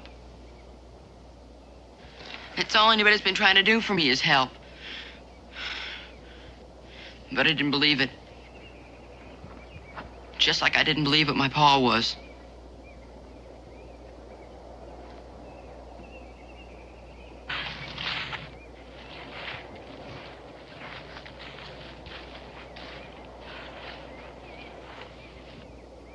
You know about your pa now?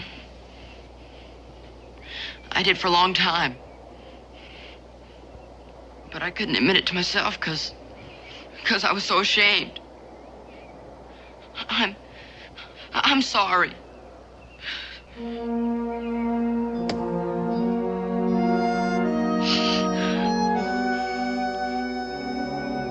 Why don't you young'uns walk Luke back to the fort?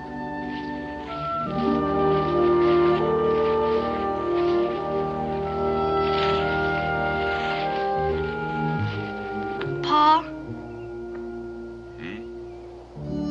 What's gonna happen to Luke? Oh, I don't know, Israel. But he's gonna be all right. He faced up to an awful lot of truth today. You know what? What? I never did like Luke. Not once. Till just a minute ago.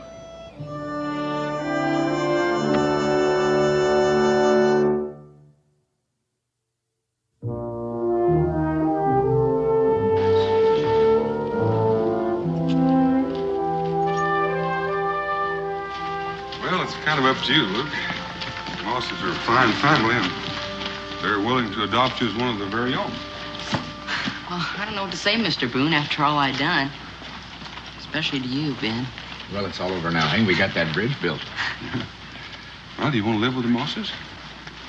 Sounds like a fine idea to me. All right, I'll go over and give them the good news. Yes, sir. Thank you, Mr. Boone. You too, Ben. Sure.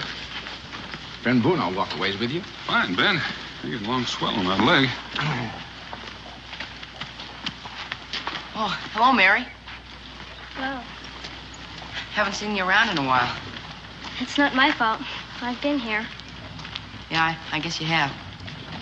But you never even once came out to say hello. Until today.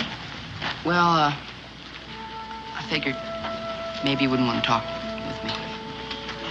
I got nothing against talking to you, Luke. It's just that a girl gets kind of tired of always having to be the first one to say hello. Yeah. Well, I'm glad we're talking now anyway.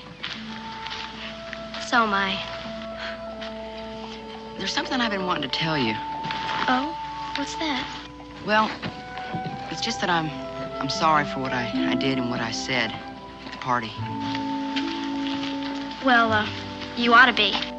I am. I forgive you. That's good. I'm glad to hear you're still working for Cincinnatus. Yeah. And Mr. Boone says the family's gonna adopt me. That's great. Well, I better be getting on with my work. Yeah, I'll see you again. Mary? On your birthday, I'm gonna give you a party.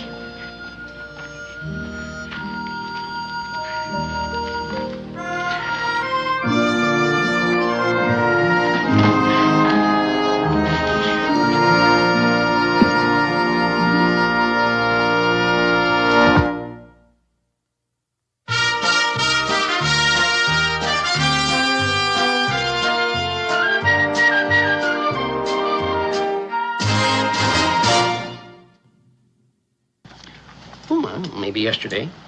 Maybe 2 weeks ago. Well, you got it, didn't you? Ain't you gonna read it? Well, I figured if there's anything important in it, you'd tell me about it. Daniel, you ain't suspicion that I'd read your mail. Oh, no, it just flopped open when you were coring apples. Now, as owner of this here tavern and trading post, I got a right to know what goes on in this fort, now don't I? Folks lean on me for news and... Oh, sure, it's a heavy responsibility. Yes, it is. I'd sure hate to get my facts messed up in just one reading. Well, as long as you're going to be jawing about it anyway, you might as well be jawing with your facts straight. It concerns a Sergeant M. Malone, who's granted a certain tract of land comprising 10 acres, being in northwestern section 12 in the township of Boonesboro in the county of Kentucky. A land grant where? About 5 miles west of here. Oh, that old patch of stones. Why, you couldn't even give it back to the Shawnee.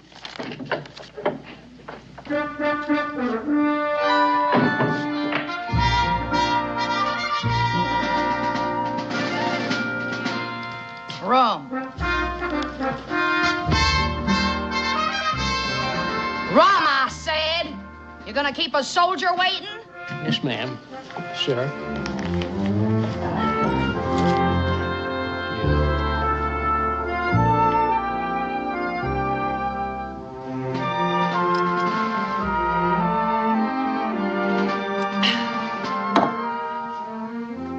I'm looking for your commanding officer, Daniel Boone. Well, you're looking at him. Sergeant Molly Malone reporting, Colonel. Sergeant?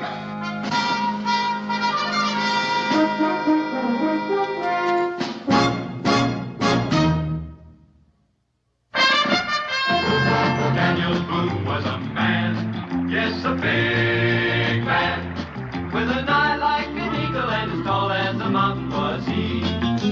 Daniel Boone was a man, yes, a big man. He was brave, he was fearless, and as tough as a mighty oak tree. From the coonskin cap on the top of old Dan to the heel of his rawhide shoe, the rippinest, roaringest, fightingest man the frontier ever knew. Daniel Boone was a man, yes, a big man, and he fought for America to make all Americans free. What a Boone wanted to do and what a dream come true was he.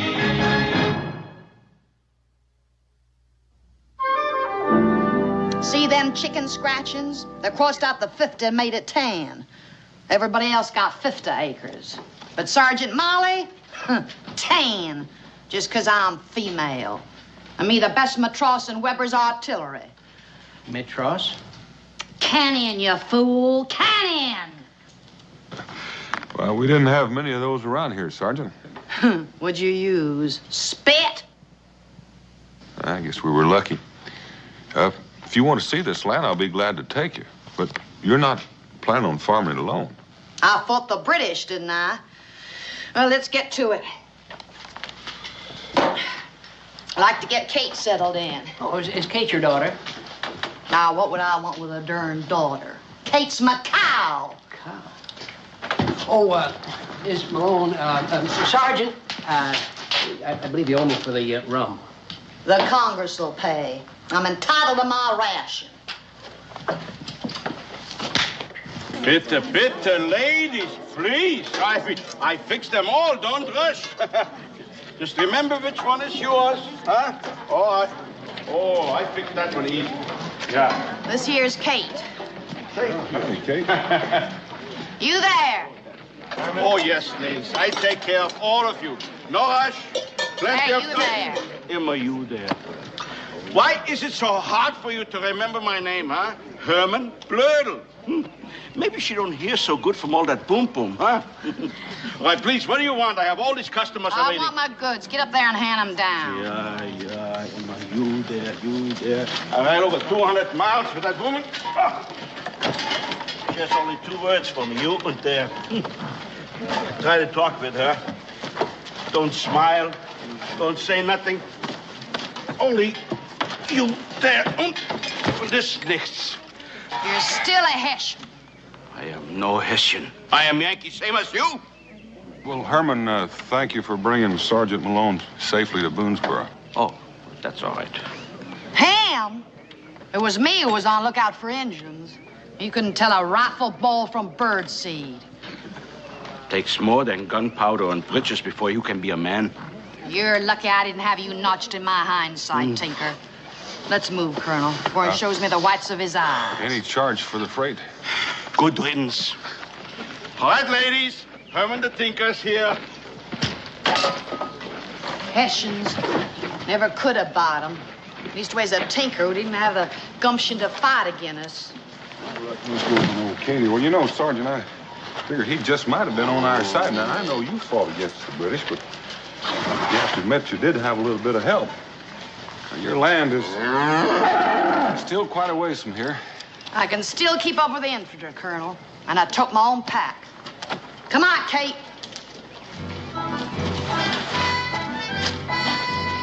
Sir, Sergeant.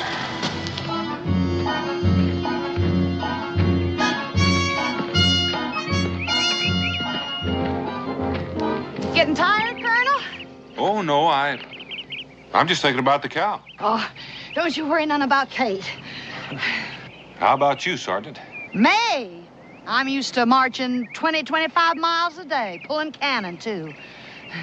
But I gotta allow for a colonel. You keep up good. Thank you. Thank you very much.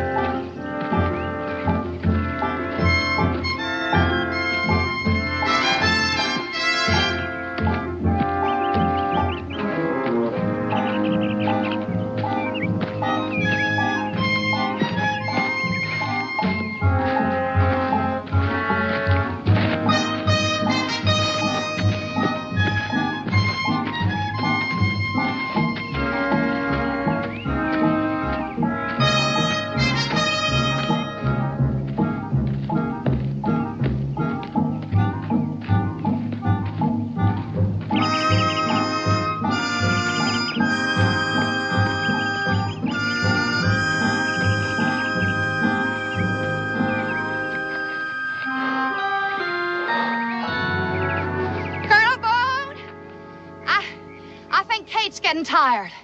She needs to stoke up. Well, she's welcome any place around here, Sergeant. It's all your land.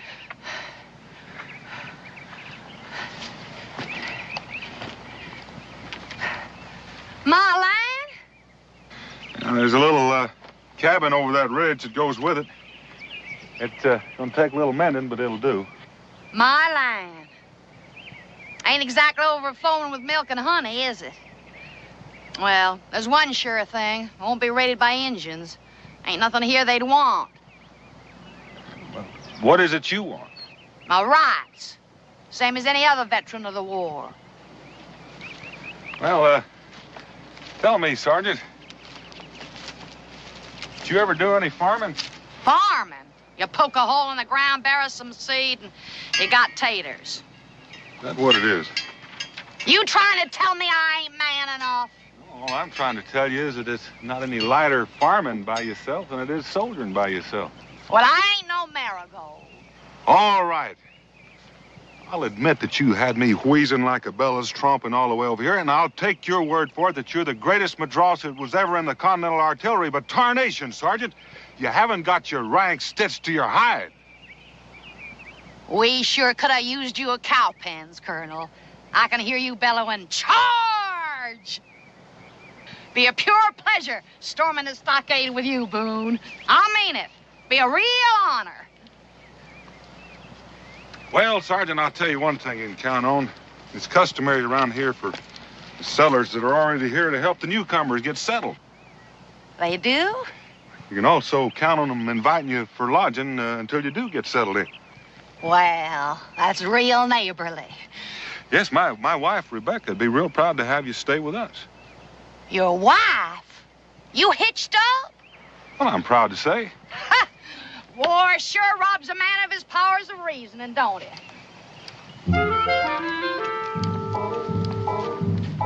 Come on, Kate.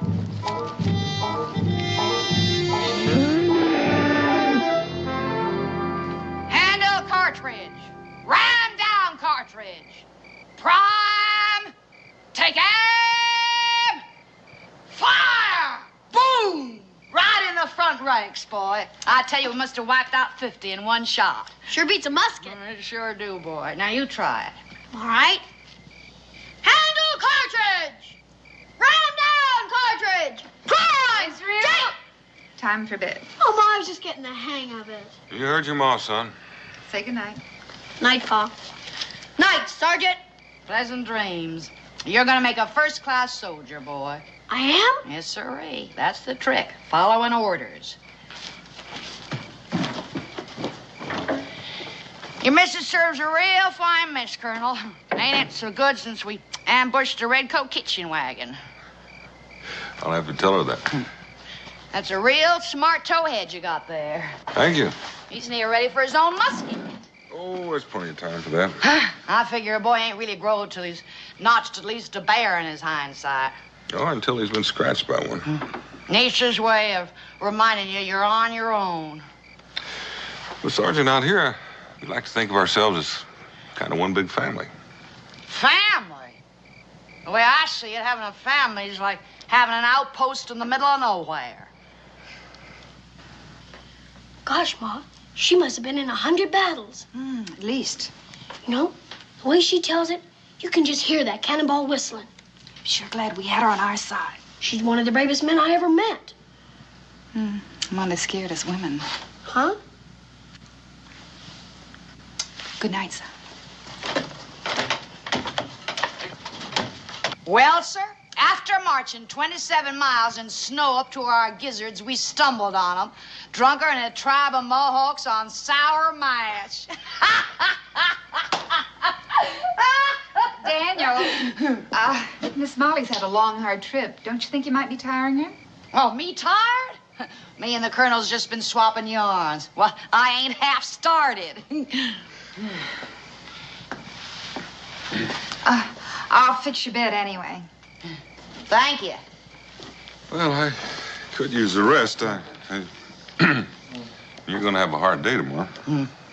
I think I'll just sit here a while and do me some musing. Well, about your land? Nope. About how some officers sure give up easy once they get hitched. Good night.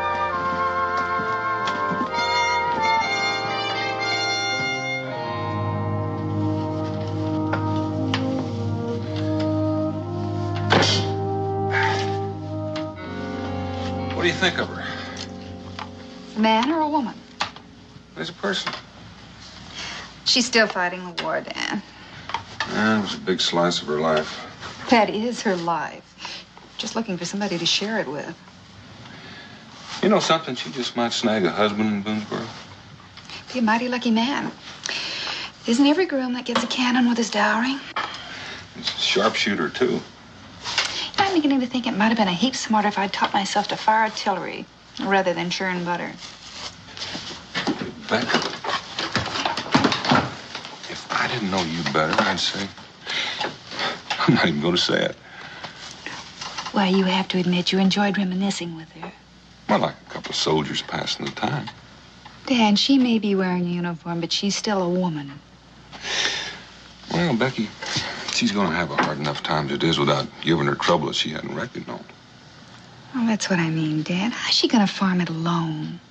Well, she won't be exactly alone. It'd be less than neighborly if I didn't give her a hand clearing the stumps. And trimming the logs and chinking and... But you don't expect me just to stand there and let her do it alone. She's a woman. A minute ago, she was a sergeant in Weber's artillery. 10 minutes before that, you were fighting the Battle of Bunker Hill. Together.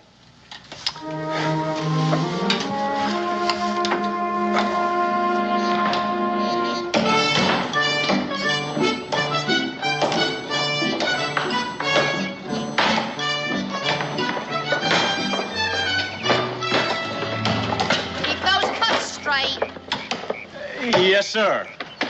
Now, don't tell me you measured that. You're more than a foot off.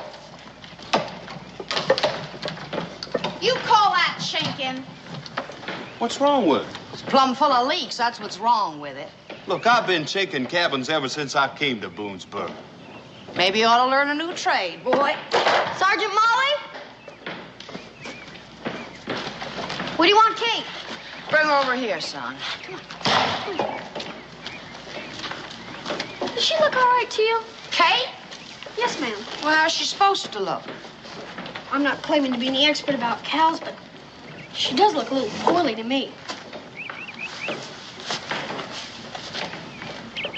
If this weren't my cow, I'd say she was going to be light in June. Light? Cow, boy. Ain't your ma told you nothing about pollination? Genesis? Oh, you mean from the good book? Well, it started around then. Now, you pay close attention, boy.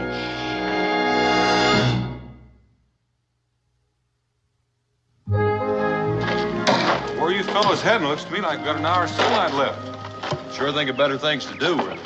Ain't nothing we can do is right. That's right, Daniel. We're quitting. Yeah. I admit she doesn't exactly scratch your back, but is she all that bad? You don't have to take her sass. She ain't the only one that fought them redcoats. Yeah, look, she's got her house. Let her live in it. Come on. We're sorry, Daniel. Hey! Where are you going? Well, it looks to me like you just lost your company, Sergeant. I knew they'd turn tail for a sign of fire. Laziest louts I ever drilled. You call that chinking? Wouldn't surprise me none if the whole place blowed away. Well, don't you think those men know what they're doing? How do you figure Boonesboro got itself It's a built? wonder it's still standing. Molly, these people are your neighbors, and they've taken time off from their own chores to help you with yours. I ain't no female going around curtsying to every male critter that passes through. But they expect me to do lick their boots? Well, would it have humbled you too much just to say thanks?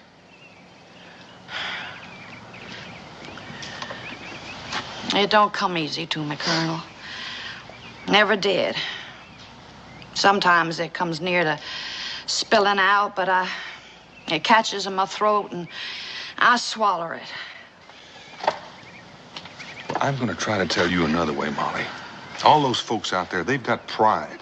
They don't expect charity. They don't ask for it, and they don't get it. And when they need help, it's given, and they give it back. Now, you're going to need a lot of help farming this land. I got all the help I need with you and your young'un. Well, maybe I'm not going to be around all that much. Nah, you ain't about to let down a veteran of the Continental Army. Guess what, Pa? Kid's gonna be a mama. Ain't that right, Sergeant Molly?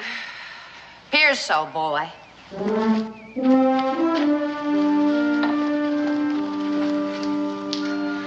Well, that's one thing she didn't do all by herself. I'm finished, Mrs. Oh, I've got some more. Just a second. Be right back.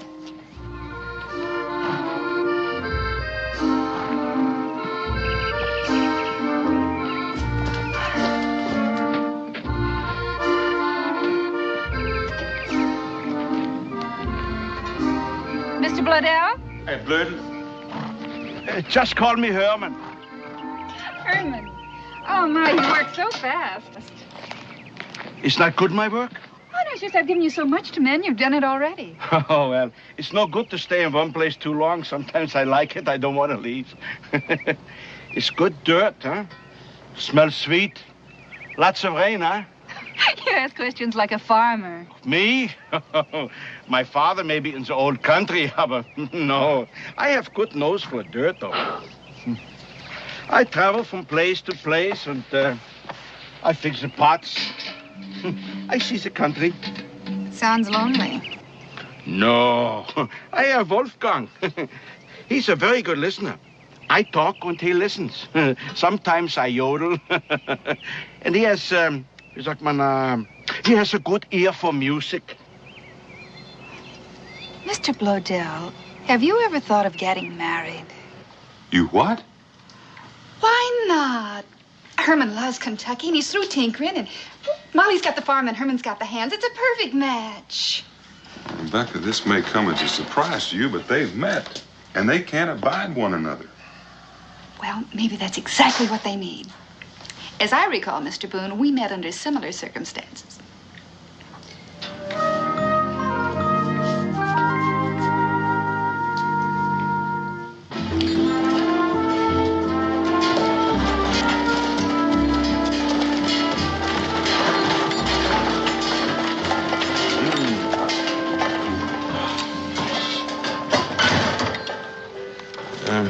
Maybe I ought to go up there and talk to her first.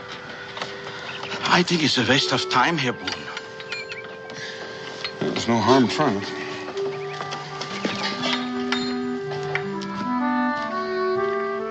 Molly? Molly?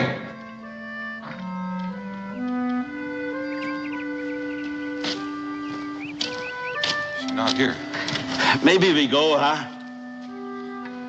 No, you stay put. She might be around back by the brook. Yeah.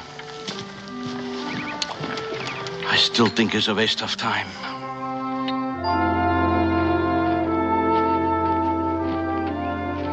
Hi there, Sergeant. Top of the morning to you, Colonel. You're looking mighty rosy and fit. I feel as skittery as a gun-shy drummer. Let's get on to the cabin. I'll pour you a mug of rum. Well, can we have a little talk? Now, you here again to tell me I can't run this place alone. Well, Sergeant, any man would find it You think difficult. because of this leg I can't tote my own water? When I didn't say that, but that's not a bad argument. Well, I don't aim to jig on it. Found a farmhand for you. You what? Yeah, sure did. I've got you a hired hand. You can call him a recruit if you want, but he's still going to be working for you. Even if I don't want him? Well, you're going to have to want him. This my property or ain't it? Well, yes, it's your property, but you don't have the right to go around endangering yourself. The settlement council has enacted an ordinance against it.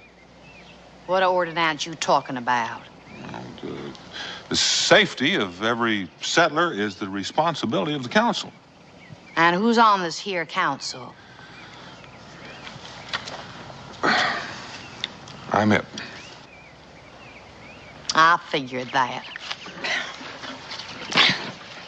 Now, hold on, Molly. Apart from this farm, there's foraging Indians and wild animals. Now, any woman alone. I ain't any woman. I'm a sergeant. Well, I'm a colonel. And now, Sergeant, I order you to hire a man. And I thought we fit the war for independence.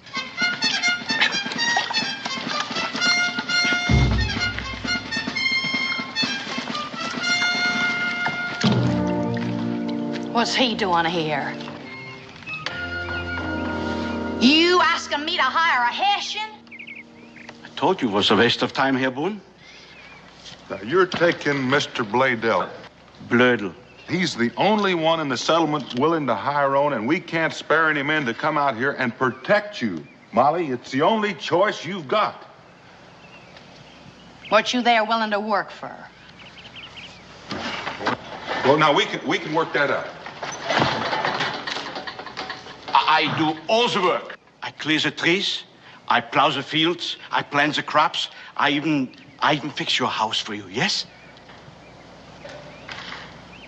What do I do? Reap the harvest.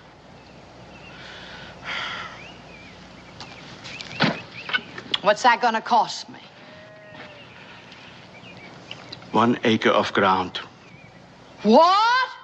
I don't want wages. I only want my own little piece of land. He don't want to work for me. He wants to be a partner. Well, I don't need any. Well, you can't farm all your land anyway. No.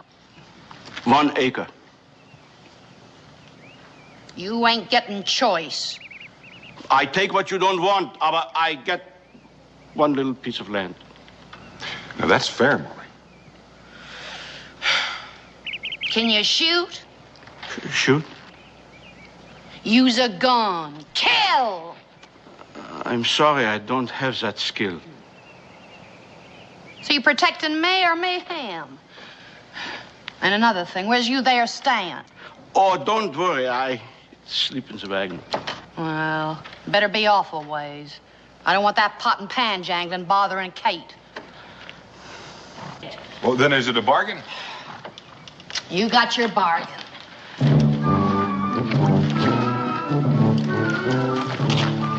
You've just got yourself a piece of cane tuck, Mr. Bladell.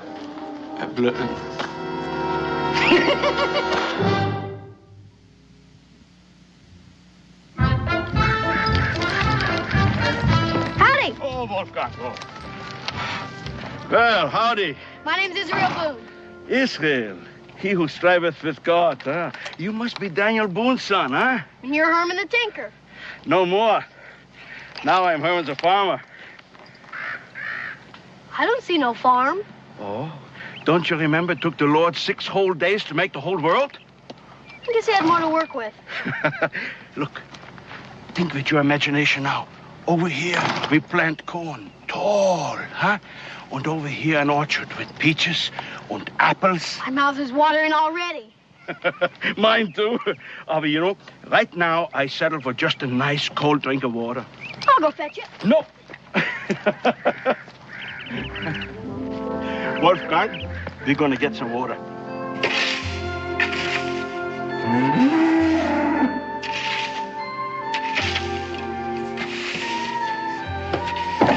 Sergeant Molly, I need a pail. What for? I gotta fetch the Tinker a drink from the Creep.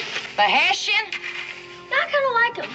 Pa says you can always tell a man by what's written in his face. Well, all I can say is what's written on it ain't worth reading. There's your pail. Thank you. All right, Kate.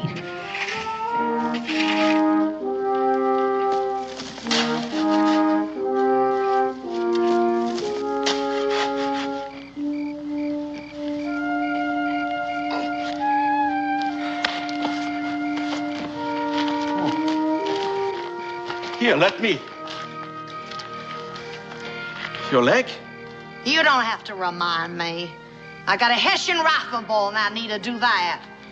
But very soon you don't have to walk so far for the water, huh? Be right by your front door. And Christmas in July and daisies in the window box.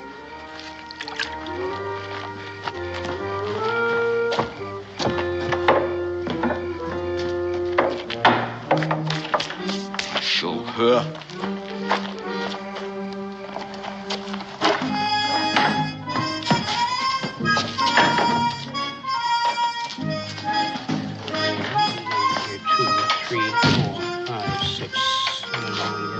Seems you could pay more mind to trading than them chicken scratchings in your book. Well, I ain't seen you around here in a while, Sergeant. I ain't been around. Give me a mug of rum. Mug of rum. Speaking of chicken scratchings, it seems we have a little account to settle up. You think you got a poor veteran in your clutches, don't you? Well, I'll tell you the particulars right here. Let's see. There. Now, 1 plowshare, harness, butter churn, cookware, gunpowder, rum, traps, You leave flour, anything cheese out? press. Well, it seems to me you got about everything else except dress goods. Perhaps the matros from Weber's Artillery would care for a swath of gingham?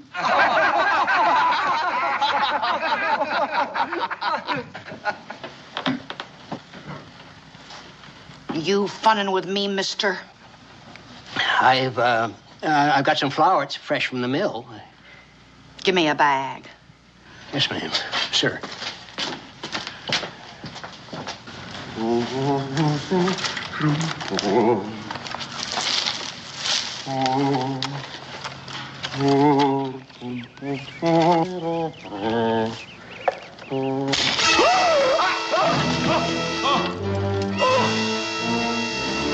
What?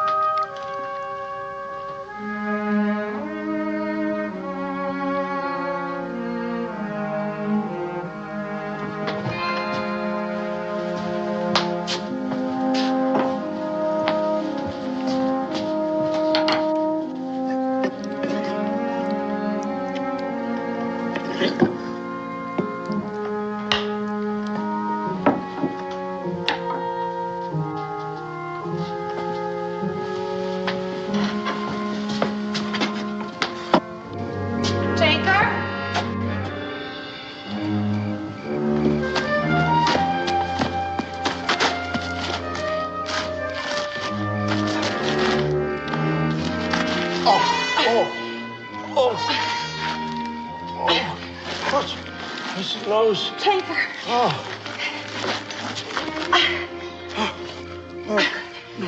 No. Look, it's wagon.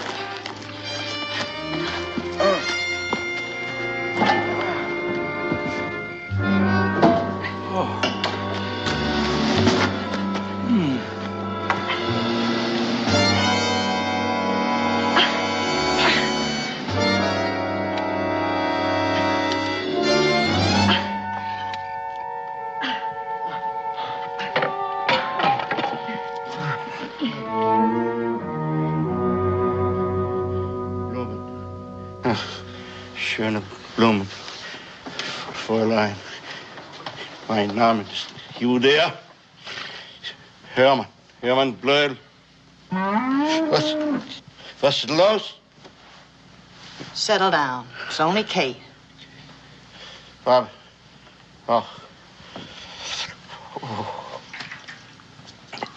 Hills there. Not so high as in my Bavaria. Have I good nose for dirt?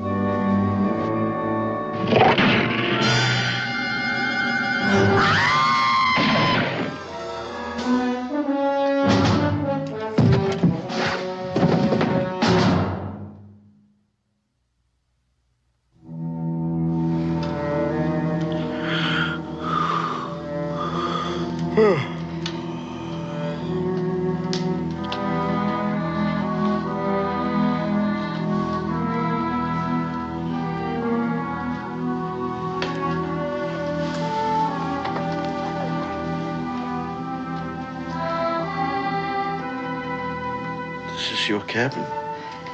Yep. This is your bed? Yep. Oh, I don't understand. Ain't nothing for you to understand, Herman. Herman? You call me Herman? Now, what else would I be calling you? Unless you've been lying to me about your name. Yeah, what? Oh. You stomped on a bear trap. I drug you in, put on a poultice, and then when my back was turned, you bolted out and shot yourself a painter. Painter? I got the hide outside to prove it. You sure you never toted musket for von Kniphausen's brigade? I'm not sure of anything. Anyway, your fever's gone. You took care of me? Someone had to. Look, I am full with gratitude. It weren't nothing. Nothing? You dragged me here by yourself. You put me in your own bed. You still say it's nothing? Any fool that'd step on a bear trap. You undress me. Sure. Don't you think I've seen recruits' skin before? You forgetting I'm a sergeant? I don't forget that you're a woman, Sergeant Molly.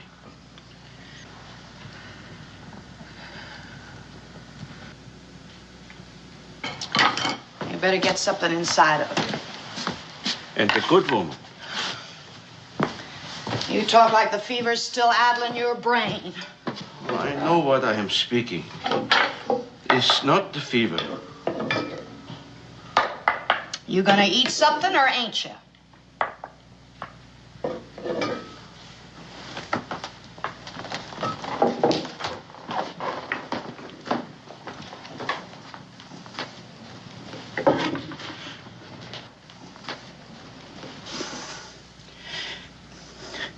Why is it so hard for you to accept a simple thank you?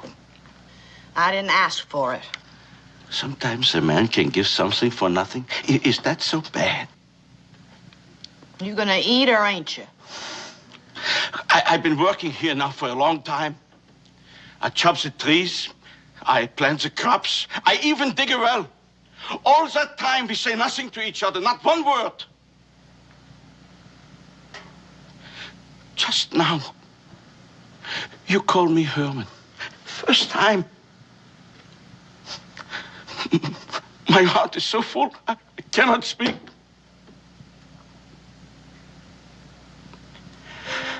Don't you know what I want, Molly?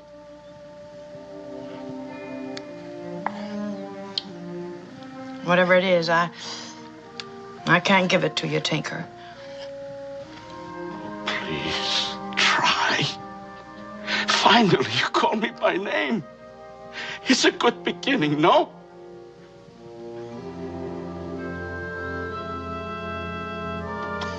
I got to look to Kate.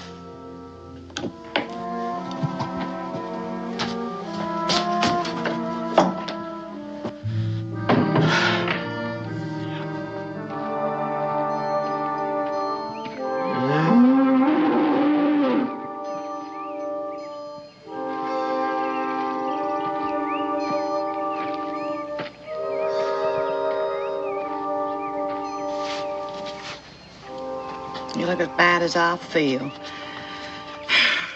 I'll teach you to go fooling around with bulls.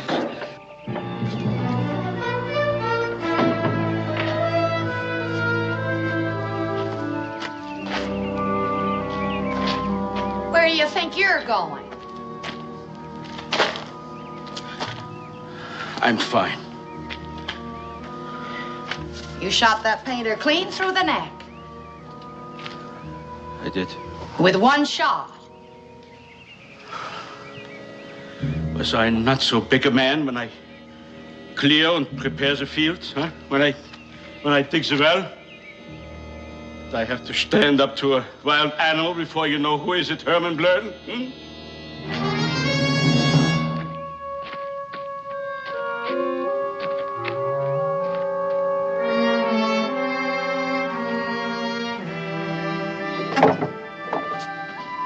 Sergeant Molly Malone.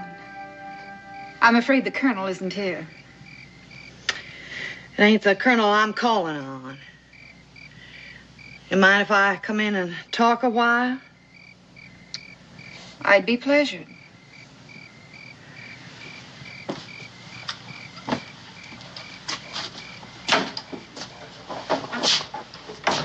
Don't feel like no barracks, do it? It's real homey. Why don't you sit down, Molly, and I'll put the boiling water on. I ain't good at woman talk or much of a tea drinker. You know, I'm not either. You mind if I stand saying this? Of course not. I ain't gonna come easy, and knowing me, it ain't liable to come out right. You think I ain't on to why the tinker's roosting on my property? The two of you hatched it again me. You want to tell me that ain't so? It is so. I'll own up to it. Why'd you do it to me? You were two lonely people who needed each other. Now, was that so wrong of me? Who asked you to? I had my lamb, my pension, and my memories. You had to bring a tinker into my life. Molly, you're in love with him. With a Hessian. I'm a traitor to my own country. But what good'll it do? I couldn't hold a man if I caught him in a bear trap. Which I did. Molly, you're a handsome woman, no matter how hard you try to hide it. Don't fun with me, Miss Boone. Fun with you? Do you know what it takes for a woman to admit that she's afraid of losing her man? I was jealous of you, Molly. Jealous of me? You mean the colonel? I was feeling left out. We just had musketry and tactics to talk about. I wasn't jealous of a soldier, Molly. It was a woman. A real pretty thing like you, jealous of a rusty, broken down old cannonball like me? You think I'd bother with matchmaking if I wasn't? Look, I want you to look at yourself. Now, do you think Herman fell in love with your patch of ground or with your war record? Molly, we pour some vinegar through your hair and you brush it in the sun, it'll shine up real nice. And it's amazing what a pinch of flour do for a shiny nose.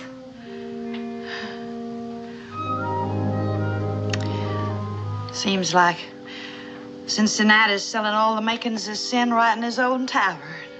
Just like Paris, France.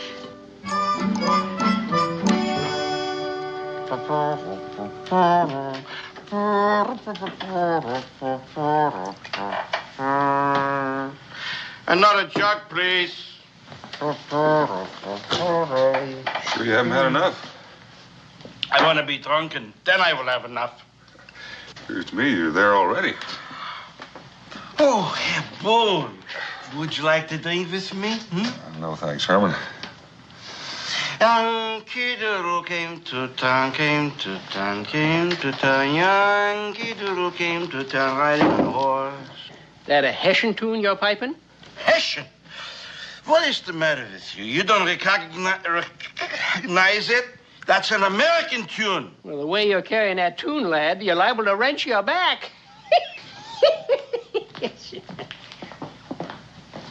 Oh. What is wrong with me, Herr Boone? Wrong? Well, what can I do to prove to her that I am a man, even though I come from the old country, you know? Well, it's not you, Herman. It's Molly. Oh, she's a fine woman, a good woman. You know, it just might be that you're trying to get her to lean on you, and we might too fast. What is a man for?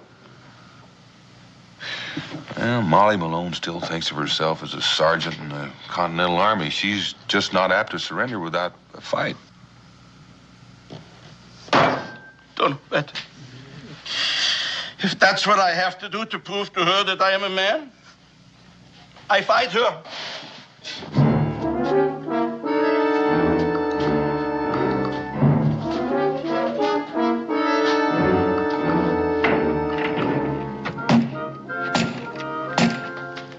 Who is it? Herman, the Hessian. Opens the door, I break it down. You drunk or something? Open up the door. You know there ain't no lock on that door, you dang fool. I can still smell the rum on you. Why not? I brought it with me. You could be shot barging in on a woman like you done. Woman. You're a man the same like me. Maybe better.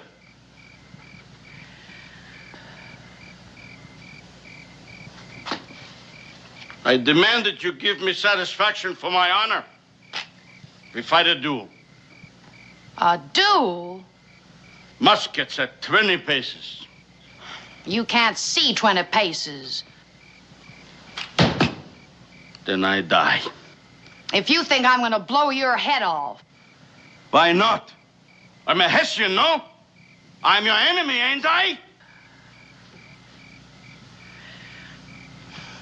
Go on home, Herman. No. I know what I am. I don't need you to remind me.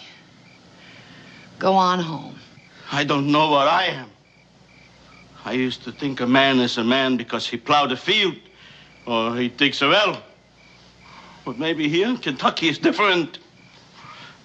I want to know that Herman Blödel is not afraid to die. I want to be so good a man as you, Sergeant. So fight me!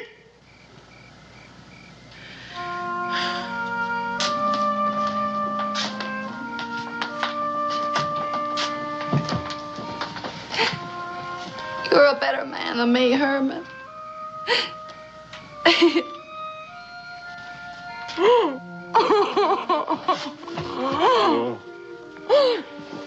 Why? A woman's got a right to blubber once, don't she? Every right, Liebchen. Every right.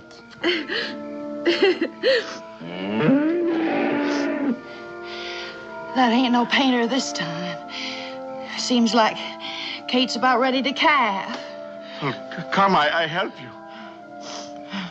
No. No. This is woman's work.